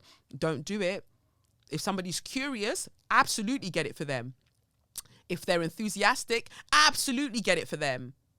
But if they're doing up, don't you dare. Don't you dare, because I will send out a double cussing. Let's not. Okay? So that's that for the tarot. That really, really touched me, especially what it said about son, daughter, and like love. Unconditional love doesn't mean love under any condition. Recently, somebody suggested to me that I look into an organization called the Landmark Forum. I'm saying this because I feel like at a time where Black people are really, really struggling with who they are and what they believe. Some people feel like they want to, for instance, leave the church, but they don't know where to go. And they're like, oh, tarot is the worst. Don't want to go there. All of these things. And tarot is not even a religion. It's not anything. It's just a tool of divination. It's just, it is what it is, you know? But I started looking into the Landmark Forum because when interacting with people who have done this, who have been on this course, I've noticed the way that they speak, especially around challenging, difficult conversations or subjects, and how it sounds like and reads like I'm speaking to AI. Remember how I clocked the Eternal Tarot? Remember how I clocked that she was a fraud? What time are we on now? Oh God, wow. Remember how I clocked, this is gonna probably be a 2-hour episode. No, even more, 2.5 hours. I'm so sorry. Remember how I clocked that the Eternal Tarot was a fraud when I sent her a question, and then she basically was taking bits from the internet and just copying and pasting it as her response. She's changed her website since because I've let everybody know that she's a liar and a thief. But it's the same way that my spidey senses go off and I'm just like, no. Something is really, really wrong here. And across the board, I'm seeing that Black people are looking for answers. Recently, a guy I know, he reached out and he was like, oh, Kelechi, what do you think about me converting to Islam?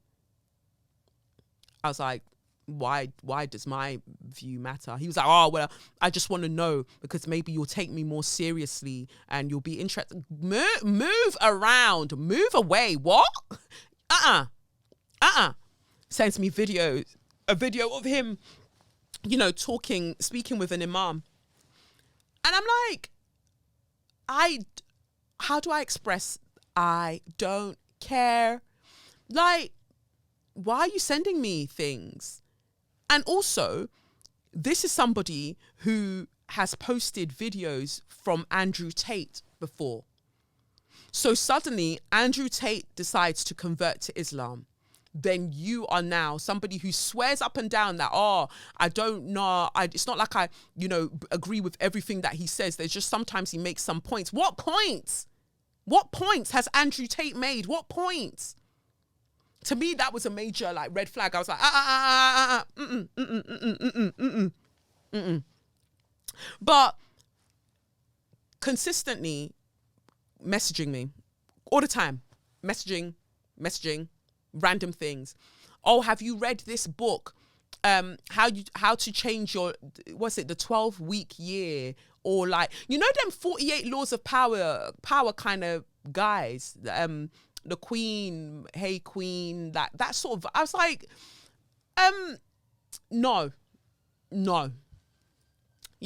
So when I saw that message, it really made me kind of like this is not just isolated to here, that there are lots of people who are doing this. Like they're searching for answers, but they're not interrogating misogyny, patriarchy, capitalism enough to consider where they are thinking that they found the solution, right? And me, I'll back out of anything. There is no school of thought that can hold me. Pick me now, whore, man again. Like no, there's homophobic lyrics after that. Anyway, there isn't a school of thought that can hold me, because me, I'm always going to ask questions. I'm going to always ask why and how. I want to know. I am scared of people who blindly, that's ableist, who just without questioning follow anything and everything that they've been told. This is why I get so frustrated with people who are within certain religious practices, because they refuse to see, they've got tunnel vision. And it's like, how are you not considering everything outside of that? And so I feel like there are, I'll speak specifically to black men in this situation. There are quite a few black men between the ages of like, I'd say mid 30s going into late 50s who are really, really trying to figure out where they fall in this whole thing that's happening. The feminist movement, you know, whichever wave we're on, especially the black feminist movement, means that a lot of men are now having to consider what their role is within certain dynamics. There are some who are really crafty and they're grifters and they've already started learning the language, or they've learned enough of the language very quickly to then get themselves on news programs and daytime TV shows. And it sounds like they are learning things because they're using the terminology, but they actually know nothing, and they're still perpetuating the same violent anti-black woman narratives in their personal lives. As normal. They just learned language to absolve themselves of what they're doing by going, oh, but me as a man as well, this is me practicing self-care. This is you practicing self-care by cheating on your wife. Like, they just learn language. And because they might learn language or they might learn vocabulary before their partners or their exes or whatever the case may be, they learn this language before them.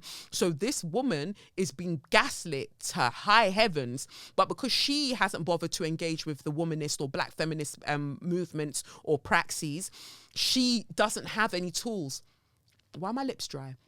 She doesn't have any tools to counter what she's been told, even if intuitively she knows that this guy is chatting shit. She knows that, but because she doesn't have the language to respond, to counter, she's just having shit taken away from her, and then he's out there parading out to the world like, you know, he knows what he's doing. I'm talking about this from a distance. I've seen it play out in a few people's lives, and when I see a new guy that is out on our TV screens or really showing up at events and saying, oh, but black men and our mental health, which black woman have you had to ruin in order for you to realize that this is where you need to be and this is the path that you need to be on?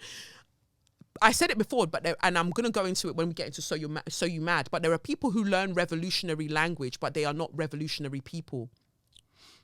They have no desire whatsoever to deconstruct any system that is oppressive, but they learn the language as if they're going to, but actually they're going to be happily complicit in the system regardless. And so listen out and look out for people who learn revolutionary language, but they are not revolutionary people.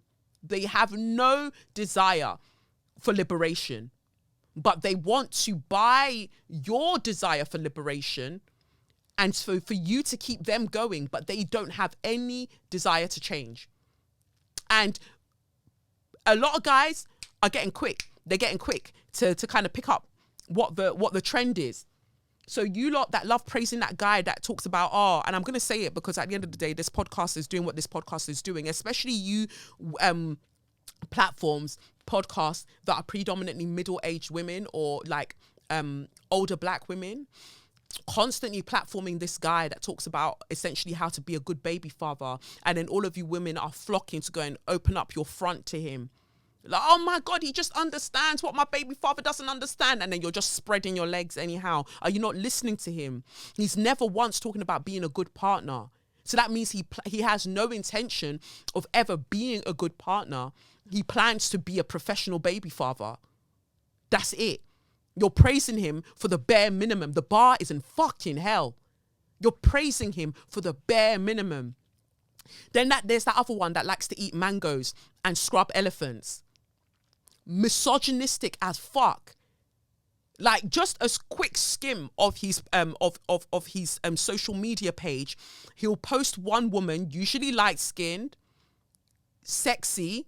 He'll post her image first and then have some kind of quote-unquote informative video straight after it. So use her to grab you, and you'll be like, oh yeah, this was the only way that you were going to click on this video. But can you not see that how that's still misogynistic? You're still commodifying the bodies of women in order to get whatever point that you want to get across. And it's usually still going to be, oh, we're kings, we're black kings, and we're meant to lead women. Where are you leading them to? Have any of you managed to ask these guys, where are they leading you to? Have they shared the map with you? But you're just following because he's muscular and eats mangoes and wears wooden beads. God. Don't let the desire to get laying down and your back blown out stop you from finding your path of enlightenment. Please. A longer day keeps the common sense away. Bloody hell. Lev told me to stop saying bloody hell. Stop saying bloody hell, mummy. But I'm saying this because I'm worried about how black men as well as black women are becoming radicalized because they are not interrogating enough what they are imbibing, what they are consuming in terms of content. Same with you lot that like to go and pay attention to them femininity coaches. I don't know what the fuck they're teaching you. I don't know what the fuck. Everything is just the case of the emperor's new clothes. You know how the emperor was naked? And that's even perfect in terms of empire. You know how the emperor was naked and everybody was like congratulating him because his outfit was so cute, but he wasn't wearing any fucking thing. That's how you lot behave with white supremacy, whether it's within Abrahamic religions, whether it's between outside of those Abrahamic religions, whether it's femininity coaching, whether it's what is this black men and reclaiming our mental health, whatever the case may be, and being whatever you're being. In every circumstance, you're still practicing white supremacy, but you've just put an invisible new garment on it. That is absolutely what you're doing. Femininity coaches, what are they teaching you? Oh, be more feminine, be soft, be tender, so the man can lead you. White supremacy. Oh, yeah, I'm using this woman's body to draw attention to the fact that this is and we all should be practicing polyamory because we have to let a king be a king so he can look after many women. White supremacy. White supremacy's version of patriarchy anyway. Because all of you are talking about polyamory. 85% of you don't know how to practice polyamory properly. You haven't fulfilled one woman. You want to talk about having an extra woman. Oh, I'm a people pleaser. That's why I feel like I just need to share myself with more than one woman. You are yet, sir, to please one woman. You haven't managed to figure out how to devote yourself to one woman. The only people that should be practicing polyamory are those who are in excess of love, who are in excess of care. They have so much that even once they're sharing it out with multiple people, the primary person doesn't even bat an eyelid. They don't even notice that then, you know, that they're giving it out and sharing it. They don't notice. But 95% of you have not managed with one. You're worrying about 3. And now you're making songs about it, writing songs about it, that this is what we're doing out here. I understand that what's happening for me, what I feel like is happening on an energetic level is that black people as a collective are having an identity crisis. They're having an identity crisis because due to the commodification of blackness, when you look at people like Kim Kardashian, when you look at all of these people, they have bought and then profited off extrapolating certain signifiers of blackness, so those can no longer be relied upon, and then black people are having to go back to the drawing board, especially because so much of is extracted from us in terms of arts, culture, food, all of that, histories, like so much is extracted from us and then gate kept, so we don't have access to it anymore. So then black people are having to come back to the drawing board to figure out who they are, but what they're left with are remnants of white supremacist heteropatriarchy, and so they're trying to repackage it and be like, this is a form of liberation, when it actually is not. It is not. Okay. So I say that, so that I got onto that subject from saying that this one decided to send me, oh, I'm considering this. And then when I was looking at all of the books that he's reading, it's like some of these men, what they're finding is that they feel deeply unfulfilled. And so they're looking for which man has gotten it right that they can copy. But then they're gravitating towards the men who haven't actually gotten it right. They've just gotten a lot of money. So if you look at the archetypes of the men that people, that other men are going to choose to learn from, like that Ben Anderson that I mentioned last week, fucking dickhead. Like, they're not looking at, is this person deeply happy? Are they? Do they exude a sense of peace?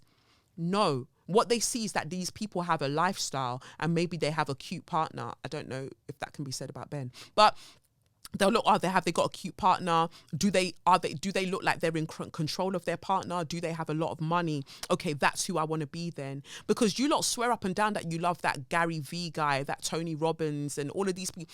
There's not a single person that you've mentioned that I'm like, yeah, I see it.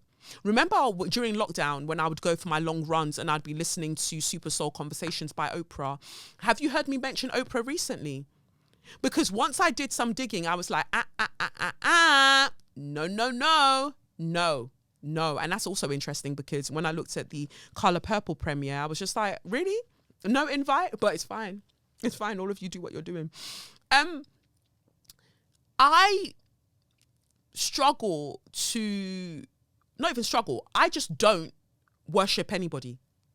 Like, I don't, humans are not infallible. So I struggle to put other humans on a pedestal. I can admire aspects of what they do, but I don't put them on a pedestal. I can respect what they do, but I don't put them on a pedestal because it's important to not put people on pedestals in that way. It's important. But because of the way that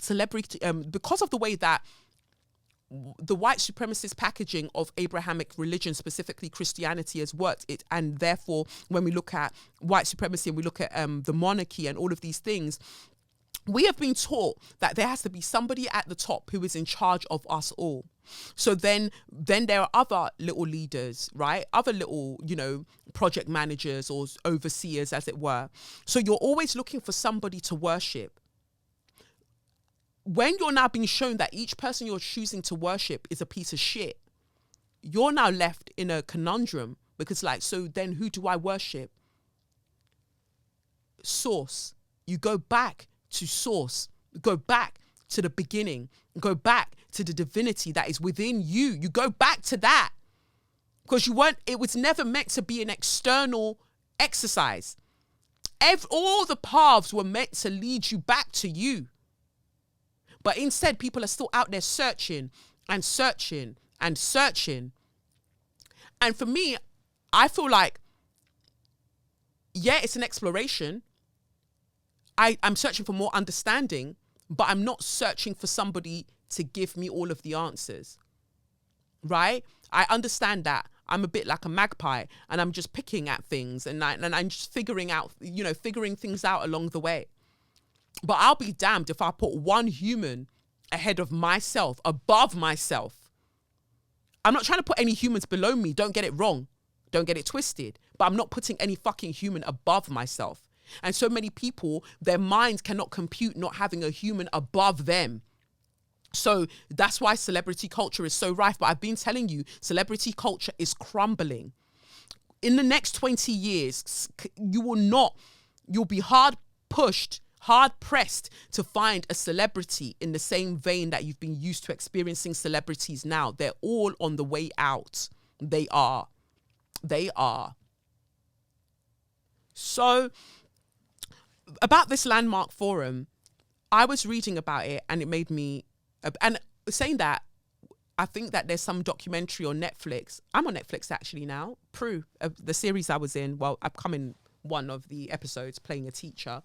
So you can check it out on Netflix, PRU, Prue. I think I need to be paid for it though. I didn't know it was ever going to be on Netflix. So anyway, there's that documentary, I think it's called Surviving Twin Flames or Escaping Twin Flames or something like that. But it speaks about cults.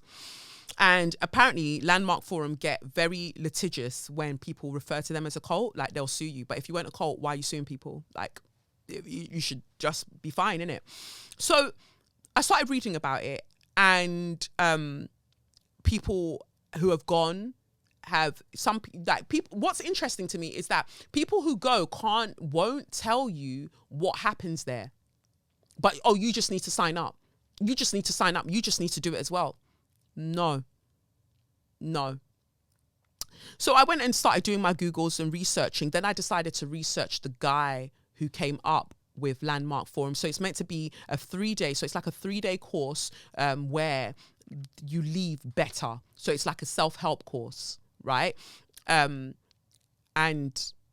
those who have done it go on to do more of it. And the main part of it is that then they recommend to other people that other people come and do it. And so to me, that starts sounding like a pyramid scheme, starts sounding like a cult.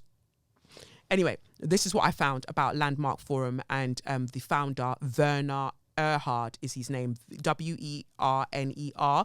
ERHARD. That's not even his original name. He changed his name to that, and I think he changed it maybe to sound more intelligent and successful.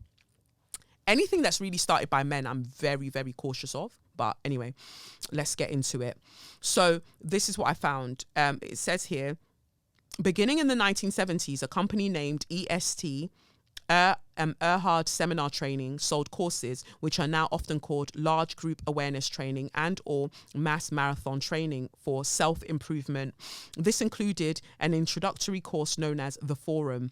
Jack Rosenberg, a former used car salesman, that was his original name, Jack Rosenberg, a former used car salesman, created EST with no formal education past high school. Fair enough.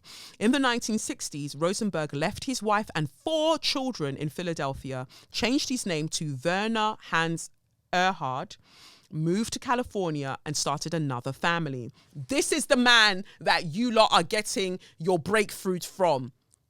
Let me calm down. But I just want to point this out. A man that abandoned his family, changed his name, is who you think I'm going to go and sign up to be taught by. Anyway, this is why I stopped Bikram yoga. I know I can go to hot yoga and whatever else, but I stopped going to Bikram even though I was enjoying it. Once I watched that documentary about the guy, Bikram, once I watched that documentary about him, I said, God forbid. There isn't flexibility in the world that will make this okay. Yes, my hips are now open and I can drop it down low, even more than before. But I'll be damned if this motherfucker, this predator, gets any more of my money. Anyway, Erhard was reportedly the role model, the living example of what the EST training could do. But CBS News reported allegations of incest, rape, and spousal abuse made against Werner Erhard by his daughters and former employees. Not long after the airing of the program, this was because he was CBS did 60 Minutes on him in around 2009. And I also want to point out time as a context here. So when I was doing my research, I found that I think his daughters might have possibly, I don't know whether they retracted what they said about the incest, but they stopped talking about it. And if we think about how hard it is currently for women who have been sexually abused, sexually assaulted, to get any justice. Think about what it was like back then. And this guy is super powerful now with this self-help program that he's putting everywhere. I'm going to get into it. Let me not get ahead of myself. Not long after the airing of this program, Erhard sold his company reportedly to his employees and went into prolonged seclusion. The for-profit, privately owned company, which still sells the forum and other training courses, is now known as Landmark Education and headed by Werner Erhard's brother and sister. What follows is a summary of the statements made by Erhard's family members and insiders, which was broadcast by CBS on 60 Minutes in March 3rd, 1991. He says, "I am God." Dr. Bob Lazzarelli was the head of Erhard's counselling staff for 7 years during the 1970s. "I am God," he did say sometimes in staff meetings. This is what the guy told CBS News. Wendy Drucker was a top manager who worked closely with Erhard for 9 years. Drucker told CBS, "I would never have believed that I could be a person who would wind up in a cult, and yet certainly mind control was involved. And if that's what cults do, and they set up a leader to be bigger than anybody else, a godlike figure, I would say yes, that was true in the organization. We were told to surrender to him as source. I think that's idolatry. This was not like being an employee. This was like being a servant or a devotee," Drucker said. Ms. Drucker confirmed Lazzarelli's statement and said that Erhard told the whole staff at staff meetings, "I am the source. I am God." An EST brochure once featured a loving portrait of Erhard with his second wife, Ellen. The implication was that if Erhard could turn his life around, the forum could turn your life around too. In an interview with Larry King on CNN, Erhard explained, "EST is a program of inquiry into the things that concern people on a very everyday basis, like breaking through the ordinary barriers that just go along with children and your relationship with your children at certain ages." But did that program work for Werner Erhard? Celeste Erhard, the EST founder's eldest daughter from his second marriage, didn't seem to think it did. "I have been afraid, deeply afraid of my father my whole life. My whole life, he is a terrifying man. He can be very terrifying," she told CBS News anchor Ben Bradley. Dawn Damas was the family's governess and is still a close friend. She told CBS News that she witnessed Erhard assault his son, St. John, or Sinjin, when the boy was 12. He went over to Sinjin and started to slap him and hit him and picked him up and threw him on the ground and started to kick him in front of everybody, and nobody moved. Everyone was paralyzed. And then said to St. John, "If you ever get grades like this again, I'll break both of your legs with a baseball bat." Werner Erhard declined to talk to 60 Minutes, but he did speak to reporter John Hubner of the San Jose Mercury News for an article in WEST, the paper's Sunday magazine. In an audio-taped interview, Erhard denied that he ever hit his son Sinjin. "Never, ever, ever. Never ever struck one of my children, not any one of them ever," he said. But Adair Erhard directly contradicted her father. "My dad freaked out. He pushed him back on the chair. He fell over. At this point, my brother was so petrified he actually peed in his pants. He's down on the floor, he's kicking him and he's hitting him."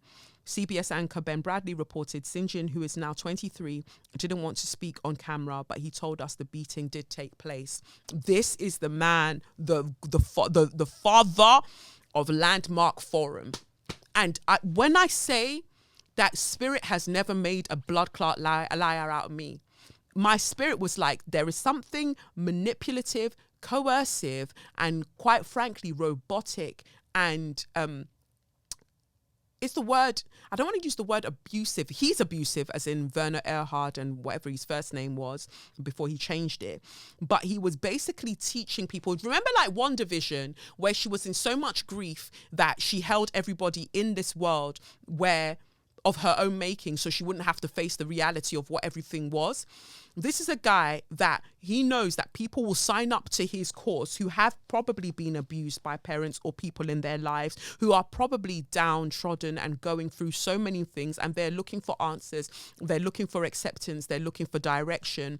And then when they share what they've been through, the way he's done the course is that somebody basically says to you, well, you're the one that's made a big deal about it out all of these years. Call those people that you feel have hurt you and let them know that you've made them the issue all of your life, but it was actually nothing to do with them. It was all about you. That's abusive. That is actually abusive. You want me as somebody, for instance, let's take me as an example again, trigger warning here. You want me as somebody who has been sexually abused at the age of 7 to go to that guy or call him and say, I've made you the excuse for why I have struggled so much with intimacy since being violated by you in such a way. But now I realize that I could have let that story go, and that story doesn't define me. I love you. You want me to say to somebody that raped me at 7 that I love them? You're all fucking ridiculous. You're all fucking stupid. Like that is ridiculous to me. And it's so fucking harmful that you'll just pick and choose different philosophies, whether based on psychology or psychotherapy and religion, push them all together and get this. You know why he's making you all do that? Because he is trying to absolve himself of the ways in which that he has abused his own families. Like, not just the second family or the first, like he's abused people throughout his life. And so he's been fed energetically by you all going to people and saying that they're not responsible for the harm that they caused you. Again, people are learning the language of growth and refusing to grow. Love doesn't hurt. Somebody who didn't know how to love hurt you. It's important to differentiate the two. I don't walk around going, love hurts and love is pain. I know better now. Love does not hurt and love is not painful. People who did not know how to love are the ones who caused the hurt and caused the pain. It's important to differentiate. And so because this guy is so good at manipulating the emotions of others, he's practiced it on his own families for years. He now teaches others through this course to repress their own natural emotions and talk to other people like robots as a way to control discourse and to avoid true vulnerability. That's scary. Yeah, I'll get to it in a second. Erhard's daughters also recounted how he and or his EST associates abused their mother. At one point, someone picked up a statue and hit her over the head. You know, my dad constantly saying, what are you saying? What aren't you saying? He himself got up and while she was on the floor, and kicked her a number of times, Adair Erhard told CBS. Erhard's daughters claimed that the assault on their mother, Ellen Erhard, continued for 2 nights. Celeste Erhard said, at one point on the second night, I did stand up and say, please, you're killing her. You're killing her. I mean, my mother was blue. Her face was blue. She had like drool coming out of the side of her mouth. She was dying. She was, suffocating. And he said to me, sit down or you'll get more of the same. And that is a direct quote. I remember every word, and that's all he said, and I sat down. Adair Erhard agreed with her sister's account. She was strangled, literally. She turned blue. There was spit running out of her mouth. A consultant that worked for Erhard did the actual choking, according to Adair Erhard.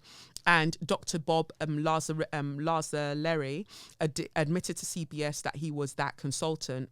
He said, somebody's got to volunteer to hurt Ellen, to punish her and make her talk and make her confess. And nobody did until I thought, oh my God, this is an opportunity for me finally to get Werner's total approval. Now I can be a real soldier for him. Now I can make him proud of me. Now I can get him to smile at me. Now I won't be afraid of him anymore. So I volunteered. He did it to scare her into confessing about alleged infidelities. Lazaleri said that Erhard didn't try to stop him at all. Lazzarelli lamented, it was a despicable thing to do and it took me days to realise it. Afterwards, when I began to let myself feel again, it was, my God, it was like a nightmare that I could have gone that far with wanting to please, wanting to get approval from, wanting to get love from another human being to do that. Erhard's daughters also told CBS that their father wouldn't allow their mother to live with them for 2 years. Adair Erhard said that periodically Ellen Erhard was allowed to come into the house, but like a maid, to scrub the floors, and the daughters had to watch this, but weren't allowed to speak with her. Adair Erhard explained, whatever he said that she should do, she had to do, and that was part of the instructions. Yeah, you have to be a maid for your house. I wanted to say something so bad, or just to do something about it, and it just so petrified me all the time, and there's just no way I could be okay with myself to tell anybody or do anything about what was going on. In an audio-taped interview, Erhard dismissed these accounts about his marital relationship. Essentially nonsense. Ellen was never a maid. Ellen was my wife, and I treated her like my wife. Do you see can you see? That's how people are taught to talk in this thing. Like, they'll be the truth, and they'll literally move past the truth and make a very generic statement because they're trying to repress emotions. He said, I didn't treat her like a maid. I treated her like my wife. But what if your perception of what a wife is to treat her like a maid? You see? Deborah Rosenberg is one of Erhard's daughters from his first marriage. Ms. Rosenberg told CBS that her father molested her when she was 16. She also claimed that Erhard had abused her siblings with pornography all the way to rape. She told Ben Bradley, I wasn't there, but I believe my sister when she says that my father raped her, forcibly had sexual intercourse with her. Erhard said that the rape never happened in an audio-taped interview. But Deborah Rosenberg told CBS that when she confronted her father about this claim, he admitted there had been sexual intercourse and that it had been a nurturing experience for my sister. He said that I did not rape her. When Deborah Rosenberg repeated what her father said to her sister, she said that her response to his explanation was that it was not a nurturing experience for her, and she had to have a lot of therapy about that, and it was not consensual. Governess Dawn Damas told 60 Minutes that Erhard's daughters told CBS true things about their father that are terrible. He beats his wife, and he beats his children, and he rapes a daughter, and then he goes and tells people how to have marvelous relationships. I'm sorry, that's what I have against Werner Erhard. Celeste Erhard commented about her relationship with her father as an adult. I kept thinking that he would be a father. I kept thinking that when he got older, he'd want children and he'd want his daughters. I just really thought that, that maybe he'd get wiser with age and he'd regret what he'd done, but he didn't, she said. Erhard's lawyers sent CBS affidavits from his sister and brother and from a few of his close associates, disputing some of the stories from his children and denying that Erhard ever abused his wife. Erhard stated, there is only one appropriate response to these allegations: to heal and restore my family, and that is what I will do. To respond to the accusations at this time would only further publicly exploit my family, and there has been enough of that.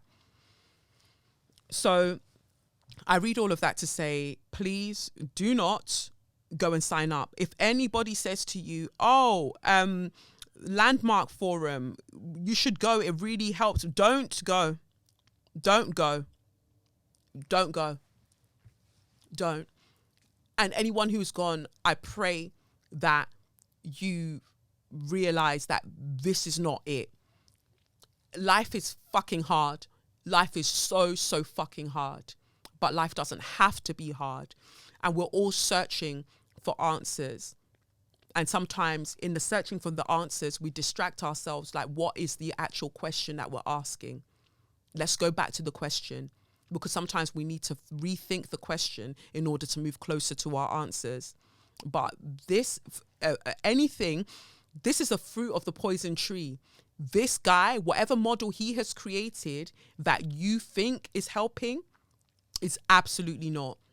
I would say the same for anything. I'm not just coming at this specifically. I'd say the same for anything. I do not believe in spiritual bypassing. I do not believe in elements of coercive control, which is what essentially that these people are teaching, asking you to ignore truth or any truth that takes power away from you and to focus on manipulating the other person to believe that they're the ones that need healing, because they're asking you to be accountable and they're asking you to practice true vulnerability.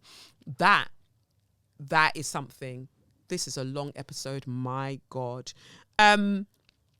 So I was looking up things from people who had gone to the Landmark Forum, and this is what they said. This is from 3 years ago.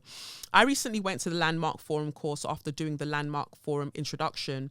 I definitely knew prior to participating in both that I wanted to document and share my experiences. However, I didn't know where to post them. To begin, I need to be very clear. I did not want to do the course or the introduction and did not pay for the course. My boss, who holds places in other areas of my life, encouraged, pressured and advised me to do so. The Landmark Forum shares their course syllabus, times and content on their own website. Their transparency, quote unquote, is another step to luring you in. Main detail points is 3 days from 9 a.m. to 10 p.m. This is said to keep the momentum. Breaks every few hours. They ask you to start putting their taught methods into action, and if you return early from a break, staff will begin conversations about anything forum related, mainly to ask about the actions you took in your break, so your break is not a break. They tell you to sleep well. Not being able to sleep well is something they touched on. It's an excuse. They give you assignments every night that can take a lot of time, especially after a full day. I took notes from the moment our forum leader began speaking. They advised quickly that we would get more from the experience by not taking notes. I disregarded this message. Halfway through the day, they asked everyone in the room to promise 2 things. One being, I will promise not to take notes. In a room of 40 people, 7 which are staff, it was hard to not raise my hand and promise this. The entire weekend uses basic, they've highlighted that here, psychological concepts, but they've taken these concepts, altered them, and then applied their own language. They will tell you about the importance of language, again, explaining psychological theories without telling you their name or the study behind it, etc., because they are loosely based on real theories. There is no truth to some of their teachings, but if you're reading this, you're on the internet, everything you can learn there, you can learn for free elsewhere. We are not a cult. They made a point of saying this, but I think it made themselves appear desperate whilst convincing everyone they weren't a cult. A common tactic is asking questions that elicit a yes, which is done over and over. They let us go home, so they're not a cult, apparently. Most of their workers are volunteers we have to adopt. You disagree, come out to the front. As said before, most questions will make everyone say yes. If you disagree, you're encouraged to, but it means you have to come to the front and argue your point. Fair enough. However, you have to use their language, otherwise they use your language against you. We don't give answers. Our forum leader repeated this over and over. It's a conversation which is about engagement. They want you to discover the answers for yourself, but only if you use their language, agree with them, and do everything they tell you. You should call your dad. This is subjective. They encourage you to reach out to everyone in your life that you are not complete with. And this is some of the terms that I've seen firsthand. One staff member interrupted my break by starting a conversation about calling my father. She was giving me life advice. I'm not going to read this next bit because I think it's quite fatphobic what he wrote about this person anyway. But the point he was trying to make here from what I was reading was that this person that was trying to give him life advice clearly did not have her life in order.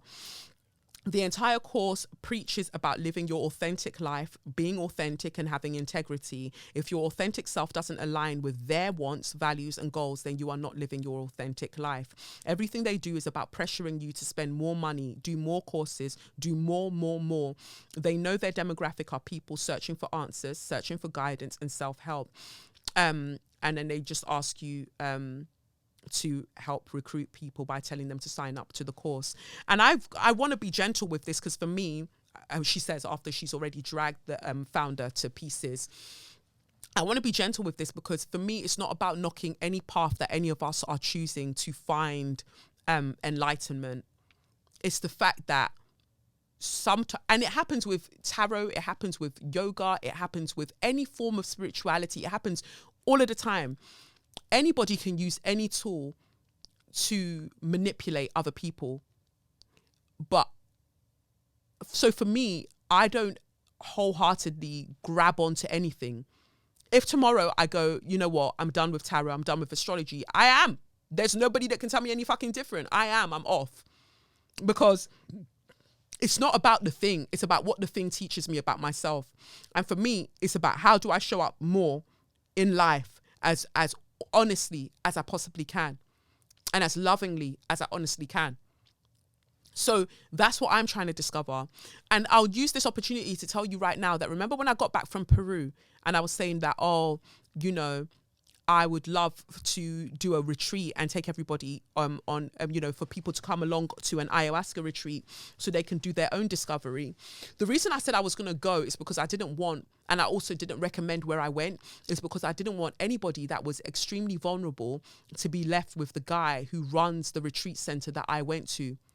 I didn't want to share the details, nothing, because I know that mentally I'm rather resilient. So when this guy was saying some left things about religion and other people's practices that sounded a bit racist, if I'm honest, like, I just had to block it out because I know what I am here to do. Like, I don't need you. I know what I am here to do. Right? But I wonder if somebody else who didn't have my level of discernment went, and how easily they could be sucked into his world. I'm not saying he's a bad mind person. I think that he's somewhere that he's trying to find a way out of. And so, I mean, for me personally, anybody who posts endless pictures of white Jesus, I'm sorry, I'm not on board. If the only picture that you can find and you keep posting is of a white Jesus, I don't want to know. And he had that element about him. So it was like he was still trying to figure out how he reconciled the shamanic practices with ayahuasca with Christian beliefs. He was going through it. So for that reason, I was responsible enough to not come to you lot and go, go to where I went. These are all of the details. Instead, I was like, I want you to experience ayahuasca, but I want you to experience it in safe surroundings. So that's when I was like, okay, well, I can take that and move it to you doing, us doing a retreat together in Benin. So because I haven't mentioned it, I'm just taking the care to make sure that I look after anybody that's entrusting their vulnerability with me. Initially, I was like, nah, you know what? It's fine. I'll go with everybody. We'll go because I'm there and I've hired out the whole place. I can keep a check and balance on what he's saying and who he's around. But I actually thought, no, you shouldn't be getting the money. So I'm not coming. I'm going to go and do it elsewhere, you know? So that's just me offering transparency that any modality can be used to manipulate people. And I just want for us to make it back from whatever all of that is. I just want us to. This is going to be long, but I mean, the podcast is going to finish soon, isn't it? So I might as well get everything out that I want to say. Well, that's that. I don't even think I should say too much more about that. I don't even know if that should have been straw of the week, but I'm not really following the same structure for this episode. There was just a lot on my heart that I needed to get out because I see a lot of stuff happening in the Black community and people are being radicalized in different ways. And we need to be able to see each other. We need to be able to see each other. We need to be able to save each other. And I just think that we should do more research and we should really pay attention to the people in our lives, especially people who are looking for answers. We're all looking for answers, but really hold space for each other. Like, that's what I'm here to do. Like, I'm just here to, let's figure it out together. Let's figure it out together. You tried this, I tried that. Didn't bang, didn't work. Okay, let's regroup. Where do we go from here? That's what I'm looking for. A group of people in my life who are also wanting to do the learning. And I think even for me, going forward in terms of romantic relationships, all my kind of shadow work and all of the things that I've done in recent years, especially this year, has helped me to see that the kind of person that I would want to be with is the kind of person that will be happy to hold your hand to walk through the underworld, because things are about to get very, very wild in this world. Very, very wild. For us to make it to a path, to make it to a reality of healing, we're going to go through some really fucked up times. And we're seeing that. We're seeing that now with how we're speaking way more publicly in the mainstream about the genocides taking place all across the world. And specifically, you know, what we're seeing happening in the Democratic Republic of Congo, or just Congo, and what we're seeing happening in Palestine and, you know, Sudan, all of these places that we're seeing now that we have to talk about it because we are bleeding out, and we're doing nothing to try to stop it.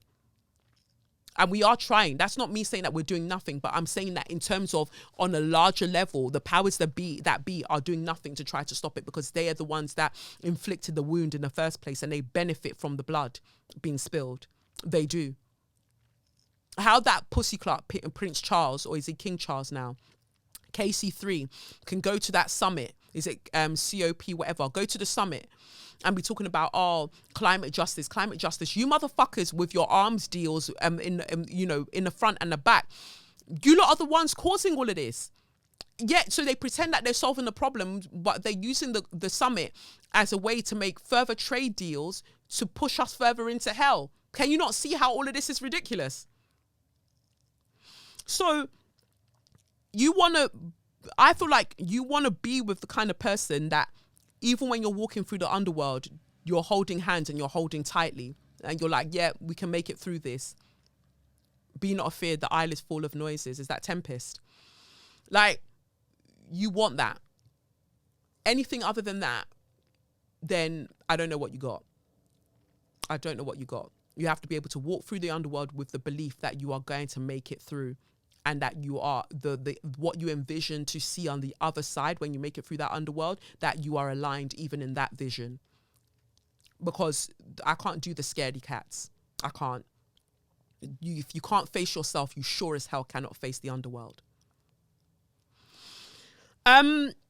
So that being said, randomly, my Share Your Magnificence. Let's get to you, Share Your Magnificence, because I've really been talking. My Share Your Magnificence goes out to Sally Manners. Sally Manners is a baby girl, and she's a white woman that I rock with. You know, I really enjoy her vibe. I'm actually, the catsuit I'm wearing now, my one piece, if you can see it. Look at that. I love it because I don't have to wear a bra with it, and it's just sitting nicely. You know, people call her the titty witch, because the clothes that she makes means that your boobs can just sit nicely. And it's a little backless situation, you can't really see. But I love this catsuit that I've got on, this cheetah print catsuit. I bought it from her a while back. I bought a pink dress from her that's super cute as well, like this kind of skater dress. It's really, really cute. And what else did I get? I got a grey mid-length, like mid-sleeve length, whatever, catsuit recently as well. You know me, I love a onesie, I love a catsuit. So big up Sally. The reason I'm bigging up Sally, see, Sally's happen on the spectrum, because we've got Sally in HR and then we've got Sally Manners. You see what's possible in the lives of Sallys? You can either be Sally in HR or you can be Sally Manners. So Manners London is Sally's website. I'm bigging up Sally because for her birthday the other day, she encouraged people who follow her. So she, her website is Manners, MANNERS LDN.com, mannerslondon.com. So Manners, MANNERS LDN.com, where you can see all of the beautiful clothes she's got available. And there's a new mesh collection that I want to get involved with because I love to show a bit of skin. I'm bigging up Sally because for her birthday, she encouraged everybody to go and give to Child of Light Foundation, you know, the children's home and resource centre that myself and my mum were building, that I'm building in Lagos. And that really touched me. That really touched me. She's been showing mad support for the children's home. She's been showing mad support for the podcast. So big up yourself, Sally. Like 2 slaps on your chest. I rate you. I appreciate you. Thank you so much. And then now imagine after all of that, we've still got an interview that I need to fit in. So we've got this interview with Savanah Leaf. Savanah Leaf is the director of Earth Mama. Earth Mama comes out on the 4th of December, I believe, so it must be out now in the UK.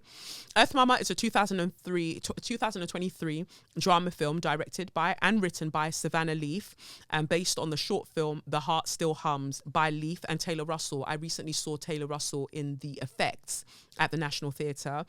It was theatrically released in the United States on July 7th, 2023 by A24, and now it's coming out in the United Kingdom. Well, it says here December 8th. I guess so. So it's coming out December 8th, and that's being released by We Are Parable, and they're a Black-owned company, I believe. So that's great. So Earth Mama out December 8th, and so you can watch my conversation with Savanah now. It was very cute, just a very cute, very brief conversation, and then we'll jump to So You Mad. Catch you in a bit.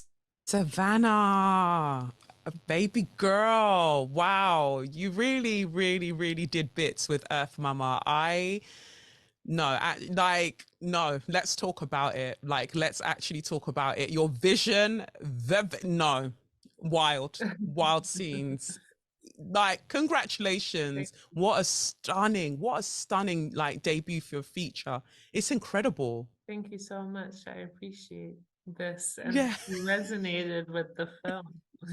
Yes. Initially, when I saw the brief and it was like single mom, or fighting to get her kids, I said, here we go again. Why always me that they're asking me to come and watch these movies? What? And then I watched, and it was breathtaking, and it was heartbreaking, and it was hopeful, and just visually stunning. But it was the stories that you told, that really got me. Like, I just remember looking at the screen and just thinking, rah, wow. So I wanted to kind of get into that, because initially this was this was inspired by The Heart Still Hums. So that was like a documentary short. So I actually initially wrote the first draft, which was roughly inspired by my relationship to my sister and her birth mother, and also this feeling I had as a child, without one of my parents, and kind of like yearning to understand a parent that's never there, and why that is. And then I made this film called The Heart Still Hums, which served as kind of like emotional research for that kind of initial draft. And the story then became so much more because I saw myself in all the characters, and kind of based all the characters on different mothers I've had throughout my life, whether it's a best friend that can be kind of maternal for you at times, or like a coach, or someone that's kind of takes on this maternal role at times, and really just seeing myself in all of them, and also being the child in a lot of relationships as well. So yeah, I appreciate your enthusiasm towards the film, because you're right. Also, it's a tough subject matter to read a log line and say, like, I want to go see that film, because Right. it's dealing with heavy subjects. But it is so much more than just like, a log line. It's these layers that each of the characters have. It's the sense of community and how we support one another when our blood family isn't around, Yeah, no, and that's why I really wanted us to talk about it, because I wanted people to see beyond the log line, because so much heaviness is in our world at the moment, right? And this premiered, Earth Mama premiered at Sundance, and to great reviews. Like, everyone's like, this is that girl, this is that film. Yes, but I can imagine people go, oh, really?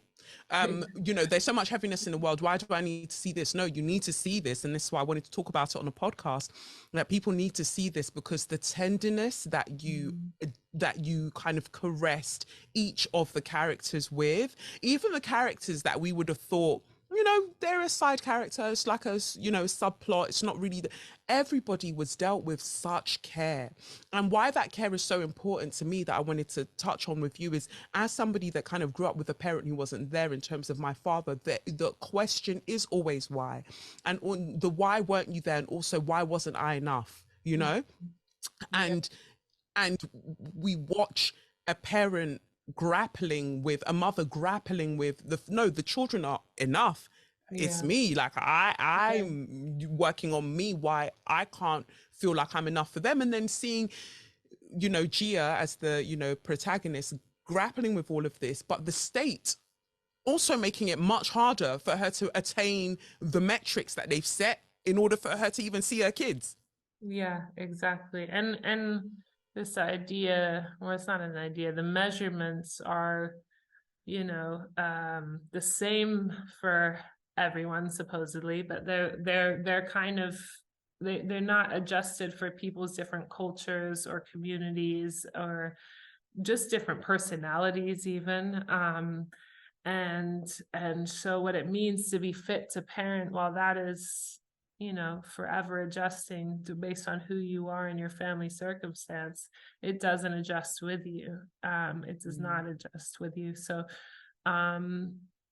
yeah, all of this kind of comes into the film and was important, Yeah. in creating it. And it shows, because exactly what you said there, and this is a conversation we're always having when it comes to social justice, even for instance, how we can't keep talking about equality if we're not talking about equity. Because yeah, you could be like, oh, this rule is blanket, everybody gets dealt the same card, but, or dealt the same hand. But as you say, if I'm coming from a different socioeconomic background, I've got all of these things that are essentially stacked up against me. What looks equal is actually very, very unequal, because we've got different starting lines in order to finish this race that you claim is of equal length, right? So it was very, very interesting. I think that Tia, who plays Gia, her choices as an actor, all of the choices made by, the various actors, were incredible. But your eye as a director and a writer really fascinated me. Even the type of lenses that you chose, you insisted on softness, you insisted on like a soft focus. Why? Well, I think the mothers for me, this is stepping into this film from the very beginning. I was questioning as a writer, like, can an audience member from all over the world, can they resonate or empathize with a mother who makes a difficult decision while pregnant, and that decision is kind of one that has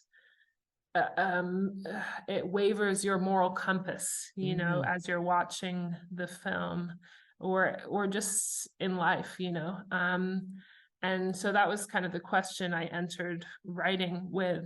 And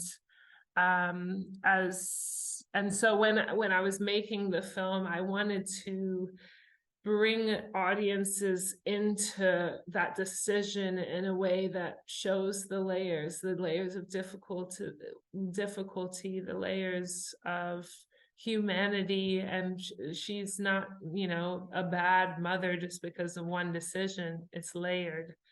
Just like any mother from any background, makes some bad decisions at times. And so I wanted to show that with sensitivity and care, so that we can kind of get to this pivotal moment towards the end of the film and be able to watch it and be with her, alongside her for it. And so that was important for me.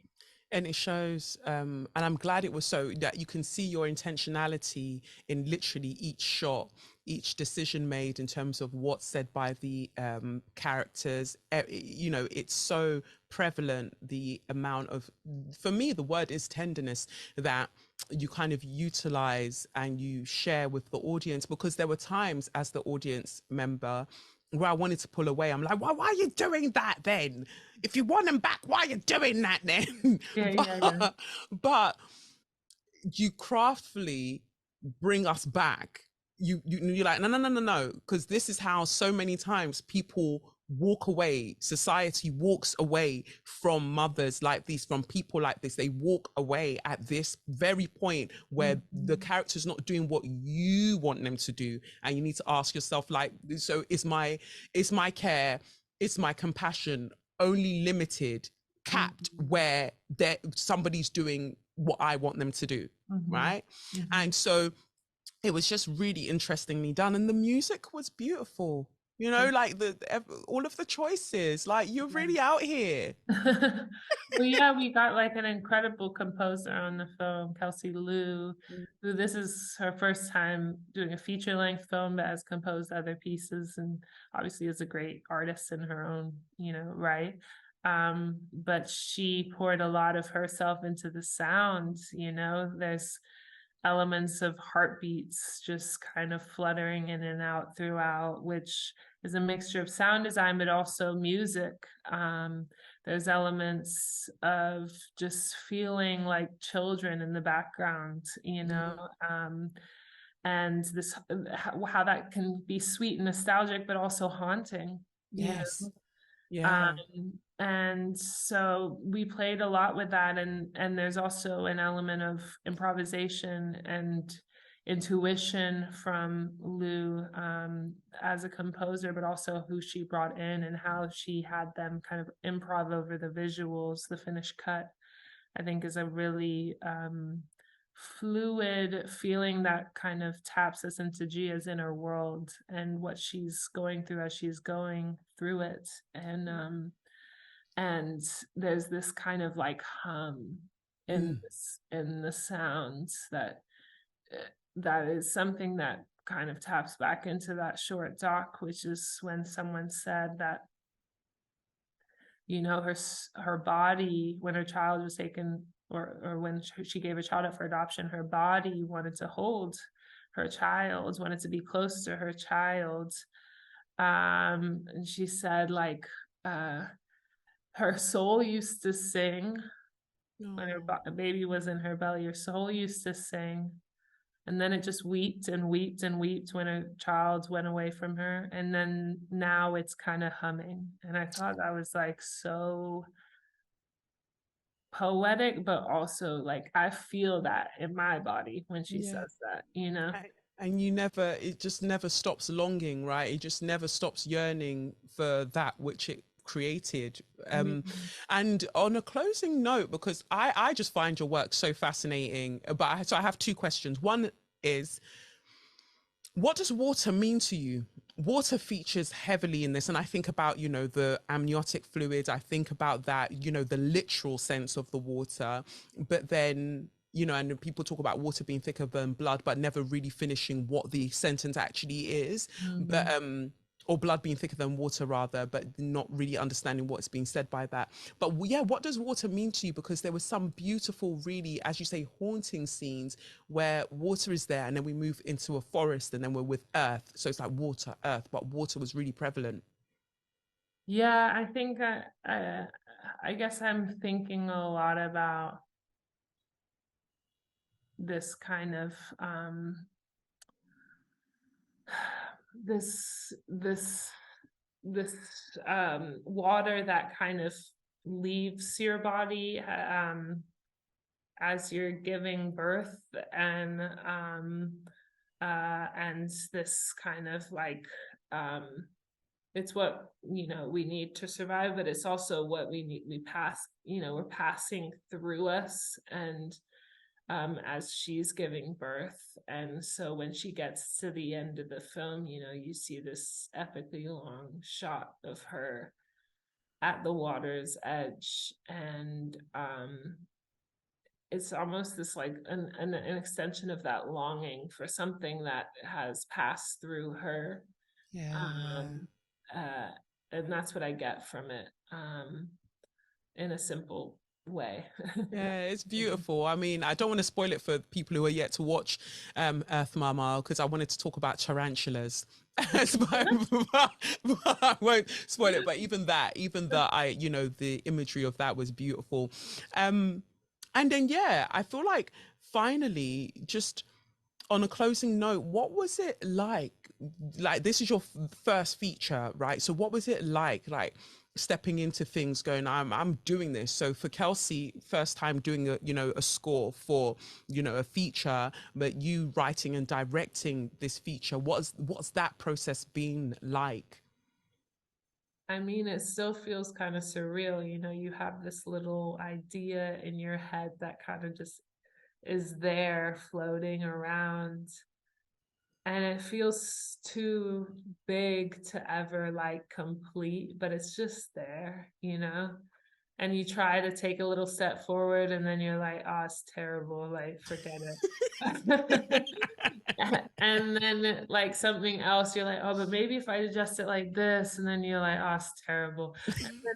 And then, you know, it just keeps going, and eventually you get to a point where the movie's made and you're like, damn, like, how did I get here? And I'm really proud of this because it just was like all these kind of, you just get to one step and then you go back down and then you get to the next. And so I feel amazing, but also I feel like my body is like, let this, like everything inside of me is just like, let this thing out. And now I'm like, all right, let's go to the next itch. I was gonna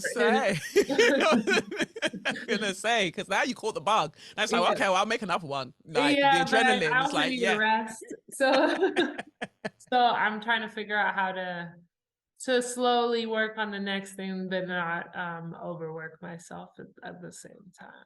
Yeah, no, you've done a phenomenal job, and I'm so excited for people to watch this because you didn't make obvious choices, and I'm so grateful that you didn't make obvious choices that are played out in terms of tropes. Thank you for your tenderness, thank you for your vision and your heart, and you know, sharing this with us. And I hope that we can honor the hum of, you know, you gifting us this and us appreciating it now that it's out in the world. But thank you, Savanah. Thank you. And I'm back. I hope you enjoyed that conversation with Savanah Leaf. And do check out Earth Mama in the cinemas or wherever you check it out from December 8th. It's just beautifully shot. The lead actress in it, love her vibe. She's gorgeous. And it's not an easy story. It's not an easy story at all to watch, but I rate it. So do check that out. So that's that for Share Your Magnificence, 2 slaps on your chest, Savanah. And We Are Parable and all of the people there. And A24 really comes through with some of these, you know, these films. So, you know, I see it. I see it and I dig it. Anyway, this week for So You Mad. So Renaissance is out. The film is out. I saw that quite a lot of people went to the premiere. Love that for you. But Israelis have been using Break My Soul as their anthem. I'm sure Jonathan will pop something over here somewhere. Yeah. They've been using it as their anthem. So they're watching the film and they're carrying their flags and they're singing along to Break My Soul. Who is breaking your soul? Like, this is how narratives get so skewed. Who is breaking your soul? When the fact that you are able to be in the cinema right now, watching the Renaissance movie and singing along to Break My Soul means that you're not the one that's on the receiving end of the breaking of the souls, because there are other people literally 44 miles away that are getting bombed. They're getting bombed. What are you talking about? And so basically, the Israeli Twitter page, or X, whatever the fuck you want to call it, they have been tweeting at Beyonce that, oh, this little Israeli girl loves you and would like a video. I feel like very much Israel's doing something really, really fucked up, where they're trying to, Israel as a state, as an entity, right? They're doing something really fucked up where they're trying to get Beyonce, who's arguably the biggest star in the world right now, to essentially pick a side, right? I don't know. Are they doing it to Adele? Are they doing it to Taylor Swift? I would like to know this, because this is also where I'm kind of a bit stuck on the matter. Never stuck on this, you know, I'm always with the Palestinians. I'm with the Palestinians since doing my, you know, getting myself to, I'm with the Palestinians, right? But what I'm saying is that some people are trying to say that, oh, it's misogynoir, that means that it's Beyonce that's been placed with the responsibility of speaking out against genocide, in a way that Taylor Swift and you know, Adele, maybe Rihanna, all of these people aren't being asked to. And so I was just getting into a few of the messages, because I think that the healthiest thing to do at this point, and quite frankly, the smartest thing, because I don't want the Beehive's problems, I'll tell you that, is just to put to you some of the things that I've been reading. I think that that's the easiest thing. Because when you're a billionaire, this is just one of the things that comes to my mind. When you're a billionaire and you have enough money for this life, for your life, your children's life, in this life and the next, what does it cost to just say, you know, stop the genocide? 3 words: stop the genocide. Or pull your film from Israel. Pull it. What does it cost? What will you be losing? Because you already have more money than you could ever need. At the same time, I understand the argument on this side where people are like, but why is it only being asked of her? Why is it only being asked of Beyonce? Because other people get, and this is what I think that Bell Hooks was trying to get us to think about from early on. That when she called Beyonce a cultural terrorist, and well, Bell Hooks said what she wanted to say, and she gave her reasonings for saying such. But ultimately, at the core of what Bell Hooks was saying, even if you didn't agree with the language that she was using at the time when she was alive, when she wrote this piece, she was saying that we as Black people also need to be aware of how our Black celebrities navigate their class interests. So while you feel like this person might be your revolutionary queen because she uses quote unquote revolutionary language in her music and in her imagery, her interests are not aligned with yours because she's not in the same class as you. Your admiration, your money keeps her in the class that she's in, but she's not in the class. She doesn't have your interests, like her investments, everything. Like, and outside of the person, there is also a brand, and that brand is affiliated in many different ways, more ways than we could ever realize. And so these are all of the things that are being considered. And then on the other side of that, it's like capitalism is a construct. All of this is not real. You've already made enough money, so you can actually step away from all of this, whether brand, corporation, whether individual. If you believe that what is being done is truly abhorrent, you can make a statement, even if that means risking getting future opportunities. But have you not garnered enough, and do you not trust in your fan base enough? That, because if you have your own record label, if you have this, if you have that, by speaking out against certain atrocities, what do you lose? Nothing, because your fan base still stays with you. In fact, they stay with you even stronger because you spoke out for something. So I'm just arguing both sides right now. I don't even have somebody to argue the other side, but I'm just trying to present to you some of the things that I've been reading. Let me see. Somebody says here, the way we have fallen so far from what we used to get from Black musicians. They used to bail Black Panthers out of jail, give money to actual organizers, write music that actually challenged the status quo. But now asking them to merely mention the oppressed is too much. This was someone quote tweeting. This was someone quote tweeting another tweet that says, it's completely unfair to put all that weight and pressure on these celebrities, especially the Black ones, when global shit pops off that's been going on for decades and centuries, as if their words is going to put an end to it. This shit has been going on and y'all said nothing. Somebody else wrote, I just hate that subliminal message of you're Black, so you should do more / better. I ignored it at first, but it's becoming impossible to do so now. It's like they expect more out of someone just because they are Black, all the while letting others slide. I don't know, it's getting weird.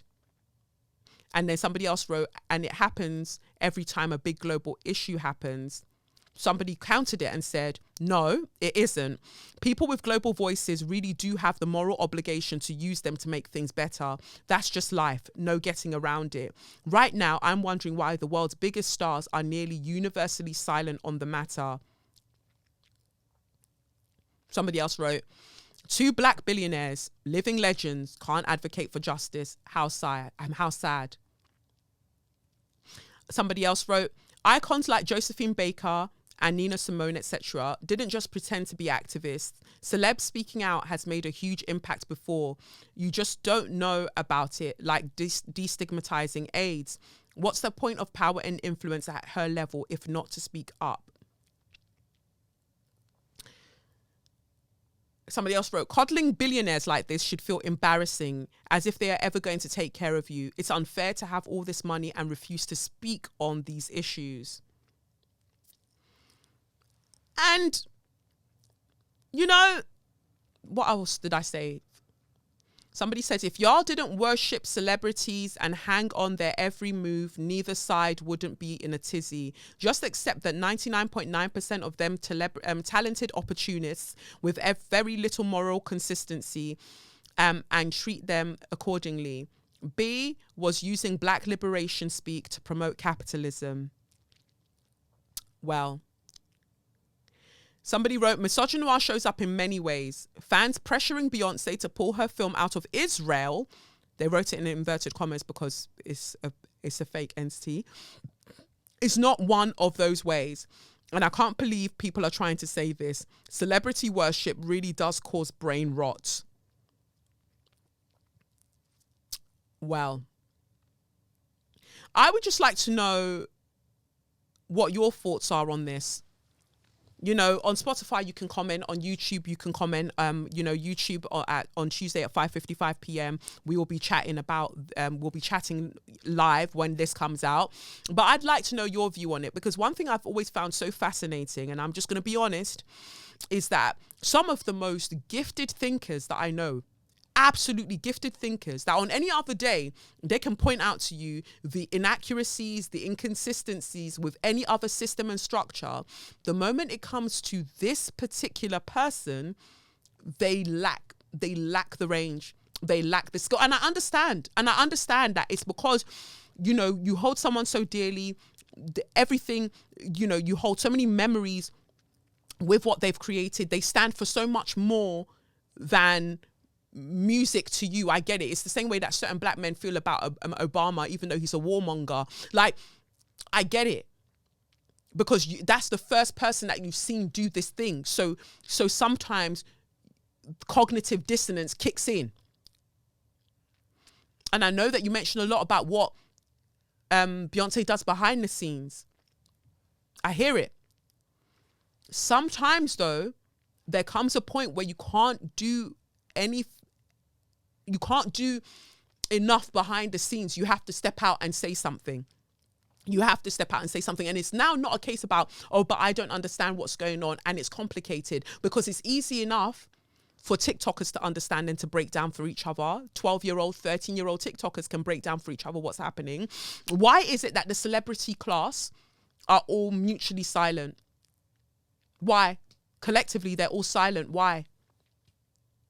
Could it be that the same structures that are funding all of this also have paid for them to be where they are in certain regards? Because if that's not the case, you should be able to say what you need to say.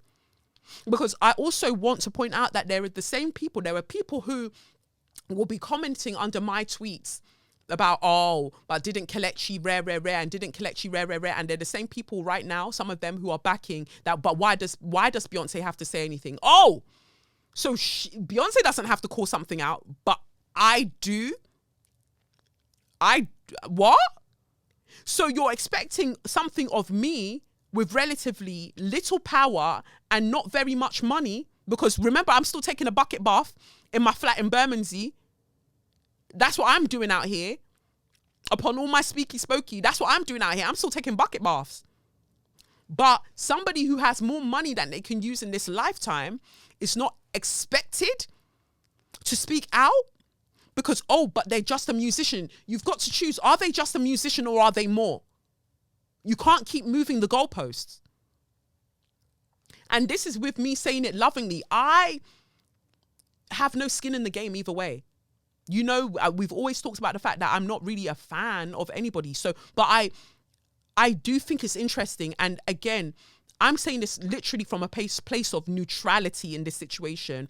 It's not meant to be a, why didn't Beyonce? And at the same time, it's not like, leave Beyonce alone. I'm very, very curious. I want for you to tell me how you see it. I'm very, very interested in understanding what are the layers that are being missed in this. Because as far as I'm concerned, this is the problem with celebrity culture, that people are allowed to make money based on their talents, but the amount of money and thus influence that they have somehow cannot miraculously be utilized when it is needed. This is somebody who the royals went to her concert. The former first lady went to her concert. Very, very powerful people are fans. So you can't say that this particular person doesn't have influence, because they do. And they can sway. They can sway people. And this is why when Jade Bentel got ran offline because she was talking about the Wakandification of blackness, as it was used in Black is King, people got upset and started dragging her. But her point still remains. You can't use revolutionary language and imagery if you yourself are not planning to be revolutionary. I'm open to learning. On either side, I'm open to learning. This is one of them ones where I'm not going to come at you with like, boom, boom, boom, boom, boom. These are my views. I'd love to hear what your views are about this. Should Beyonce be speaking out about what's happening in Palestine, or at the very least asking for her film to be removed from being aired in Israel? Maybe by the time this comes out tomorrow, she might have already done something. So this will be redundant, but I'll be very, very interested. So do comment on YouTube and do comment, on Spotify. Very, very interested to know your thoughts on this. If you're listening on SoundCloud, because I rarely ever big you lot up, you can comment there as well. But I just thought that it would be interesting to share that. Because I just, I think about what happens when somebody becomes a celebrity. And I'm not saying that Pastor Toby is a celebrity, but I was just previously talking about Landmark Forum and how these men rise to these positions. You remember I cussed out when the Dalai Lama was kissing that boy on the lips and people were like, oh, and he was sticking his tongue out for the boy to suck it. I said that this is a problem.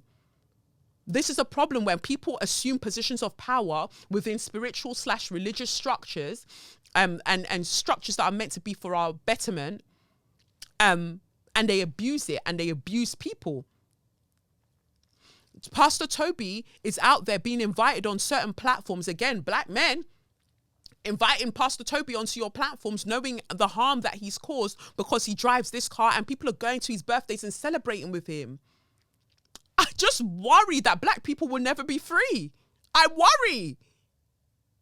Because all it takes is for somebody to have money. For some reason, some of you equate somebody having money and appearing to have a good life materially being an indication of first their intelligence as well as their goodness and their integrity.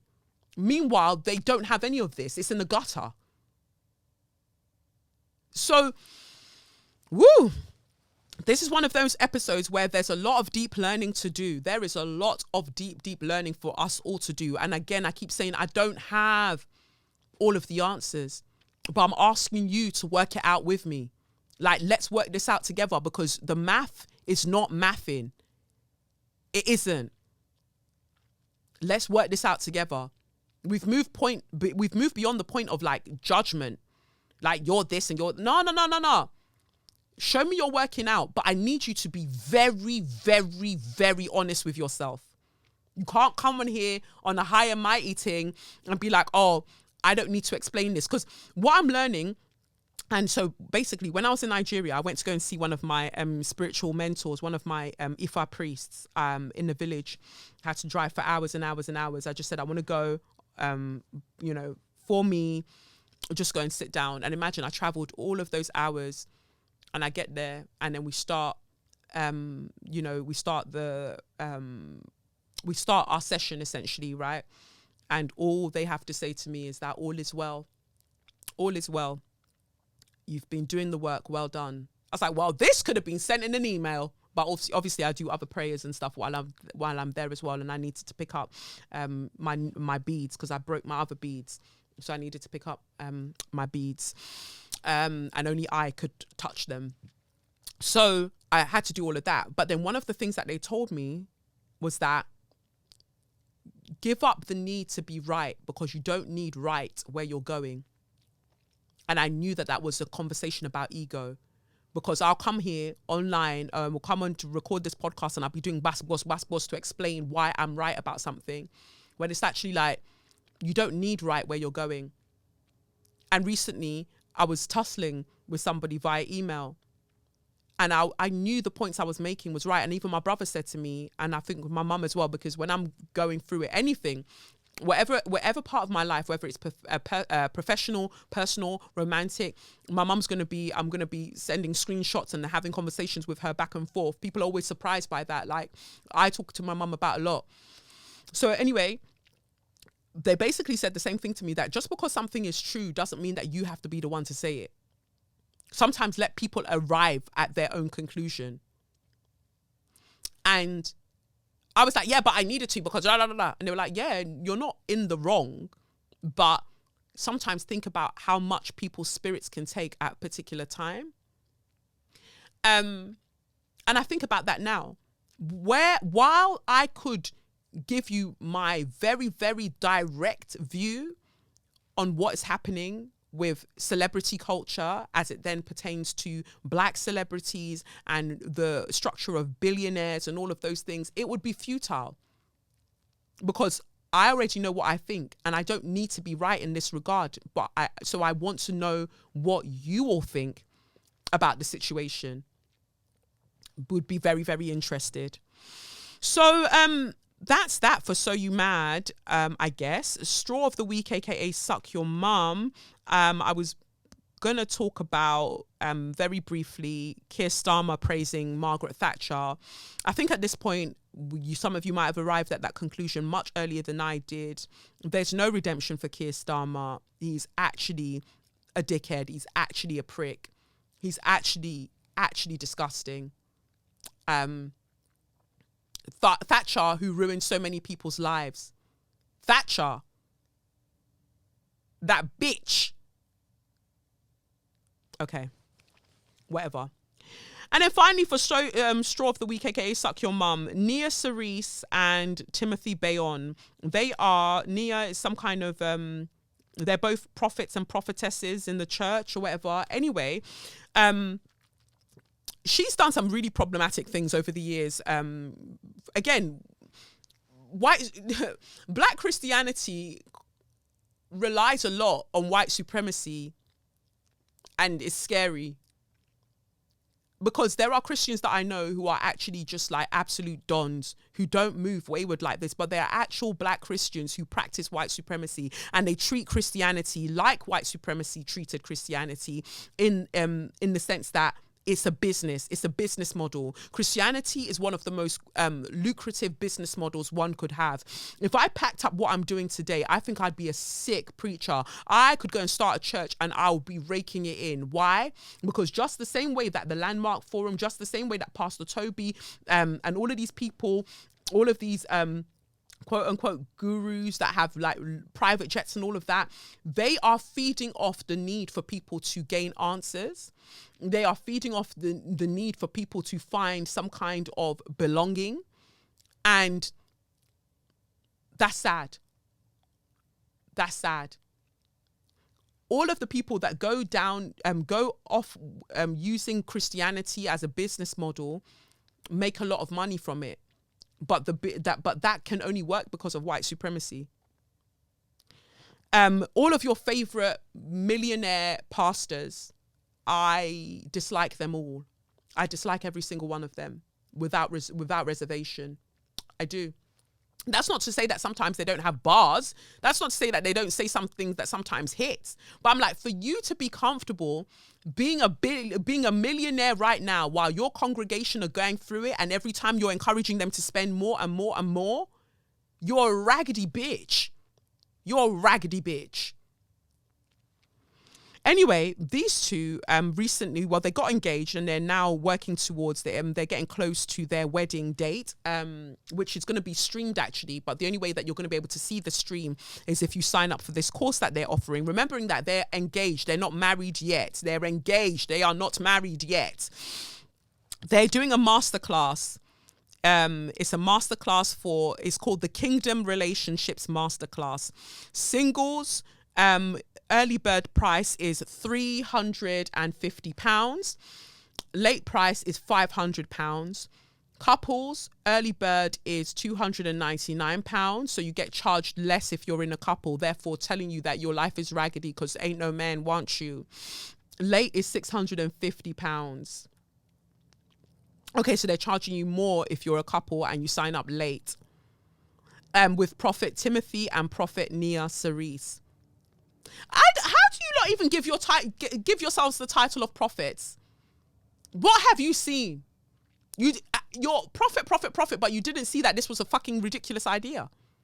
Not even ridiculous in the sense that it's not going to sell, because sadly, people are going to sign up to this seminar.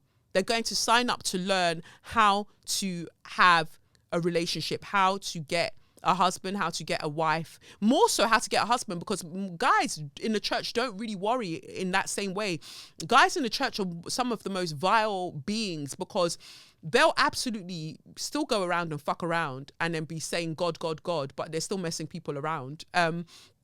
But it's the women that find themselves in a very conflicting thing, because they'll be signing up for these courses hoping that something changes them. And then the thing is, you're going to learn how to be a good wife, but nobody's spending time teaching these people how to be good husbands. And then you're focused. And then my problem with that is you've all learned how to go and be good wives and good husbands, but nobody's worrying about being a good person.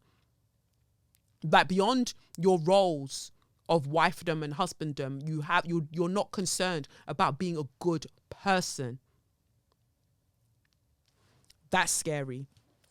Anyway, they're doing this masterclass because they're prophets. I don't know how you all appoint yourselves to these situations. It says here, the curriculum. This is a comprehensive, life-changing and impactful course that will break off generational curses of divorce. You're not yet married, you can't. This course will build up your biblical understanding of marriage. You will discover the keys to building a firm foundation grounded in biblical principles. This is not just a masterclass. This is a roadmap to a God-centered, harmonious, lasting marriage. You are not yet married. You can't. Enroll now to experience profound and impactful godly wisdom that will not only shape your life and your marriage, but will also shape your legacy. Let me tell you what they've done, and which is why they're so smart. They're getting you fucking idiots to pay for their wedding. They're getting you to pay for their wedding. Because if the price for one entry is £350 or £300, and then let's say 100 people come, you lot have paid for the wedding. So it's not them who's stupid. It's you that's signing up to go. And recently when I was in Lagos and I found that place to record my podcast, in the same compound, they were having a big seminar of how to get your husband in the new year or something. And I saw it and I said, wow. Imagine forking out money to take part in a convention for them to teach you something that essentially is a luck of the draw. And is it even luck? Because ideally then the person that you're ending up with is expecting you to be a particular way. It's mind-boggling. It says here, 1, how will I know when I found the one? And what does the Bible say about this? How can I prepare for entering into a relationship? How can I conduct myself as a godly woman/man? Marriage, what is it and what does the Bible say about it? How can I communicate effectively and resolve conflict in a relationship? Fair enough. How can I break soul ties and heal from previous relationships / trauma? What does intimacy look like as a couple, premarital stage and marriage stage? You don't know because you're not married yet, you can't. Is it necessary to save yourself for marriage? How can finances be navigated as a couple? Q&A, final session. This is your opportunity to ask relationship questions anonymously or directly. exclusive bonuses that you get a full live stream of the wedding via an e-invitation, and you get a 3-day relationship devotional. Oh the same way I said to you, don't sign up for that landmark forum, please don't sign up for this seminar. Please don't. It's really sad. Please don't. It's ridiculous. And also, they are not qualified to talk to you about half of the things in that curriculum. Which one of them is a money management person? Which one of them is a therapist that can talk to you about trauma and all that? Why? Unless they're bringing somebody in to talk about each section, like they've got an expert, a qualified expert to talk about each section, it just sounds very off to me. It really does. And again, they can build on this because of how single women are vilified in society. Like, it's the worst thing in Christianity to be an unmarried woman. Worst thing in any Abrahamic religion, but just in the society as a whole, it's the worst thing. But it's not. They make it out as if it's the worst thing for a woman, when actually we find that women live longer when they're not in long-term relationships. But men live longer when they are in long-term relationships. So somebody is draining somebody else's life force. So of course, in a patriarchal society, it would be taught. It would be taught to us that it is the done thing and the necessary thing to marry because it benefits the patriarch, it benefits the man. I'm not saying that union isn't important. I'm saying that it is really important to reconfigure, firstly, interrogate your views around marriage and partnership, and to reconfigure what you are expecting. Because for me, when I was just like, no, things need to be different for me, I was like, yeah, we can call this, and we can find a different way to interact with each other that's of benefit to our son. But I am growing beyond this point in my understanding of everything. Some people can grow and remain in their relationship because they're growing together, or sometimes even when they're not growing together, they just choose that they want to stay. That's okay. You could do that. But the way that single women are vilified in society is so wild. Oh, there's this seductress that's going to take your man from you. First of all, your man is the one sending the DMs. Your man is the one chasing them down. Bear this in mind. And also, why you don't need to sign up for this seminar, even if you were going to sign up for maybe another one, maybe you might show me another one and you'd be like, oh, this couple looks, first of all, you don't see half the things that happen with these couples. So kind of like, watch yourself. Also, the picture that they posted, this couple, and I'm only saying this because she is a very problematic person on her own on any other day. From any time I've seen her kind of flash across my timeline, she's doing something wayward in the name of Christianity. But what I have an issue with is that they posted their pre-wedding photos, like their whatever you want to call them. I think they call them pre-wedding photos, and his trouser length was really worrying to me, because of course there are trousers that you wear and they're 3/4 length, but it's the way that his 3/4 length trousers sit, and then the fact that he paired it with a sock. Because if you're going to wear the 3/4 or you're going to wear the ankle length trousers, then the whole point is that we see the ankle. But first of all, it looks like your ankle trousers have a little bit of a flare. Maybe Jonathan can zoom in on that over here somewhere. But it has a little bit of a flare. And then you've paired it with a sock. And so it's giving terrorist. Like, that trouser, sock, shoe combination already tells me that we are in the valley of the shadow of very, very wayward things. And I want no parts. I want no parts. And you're planning to be a good wife, you saw that that's what he wanted to wear in terms of a trouser and a sock and a shoe, and then you took the photograph? You're profiteering, you're prophetessing, all of that, didn't see that this was an abomination? Oh, baby. Jesus of the ankle length trousers. Ugh. I've said enough. So I say all of that to say that anybody that's profiting off the vulnerability of other people, suck out. Because there are so many people out there who are searching for answers, who are looking to stop the pain or put a balm on the pain that so many of us feel deeply in our hearts. And you people are making money off it by giving them very, very shambolic things, very flimsy things to build a new life on. And the thing is, why I hate that is because that life too is going to crumble, because they haven't been given a sturdy foundation, because you were not the person that could provide the sturdy foundation. You were not. So to anybody who's taking advantage of the fact that people are out here trying to figure life out and they're making money off it, and having those people believe that repressing their emotions or pretending to be a good woman, a good man, or whatever the case may be, like limiting them in the expression of their full divinity, all for the sake of white supremacy, that you're doing this to them, it will never ever be well with you. And for those who are still on the path of exploring and learning the same as me, I have every faith and hope that you'll find what it is that you're looking for. But remember that usually what you're looking for is already you. It's already within you. It's already you. So let us all go in peace. My peace I give you, and all of them things that they like to say in Catholic Church, but I shouldn't really be referring to them because they like to rape children. But that's that. This has been the longest fucking episode, and I hope that you appreciate it because I gave you all of me. All of me loves all of you.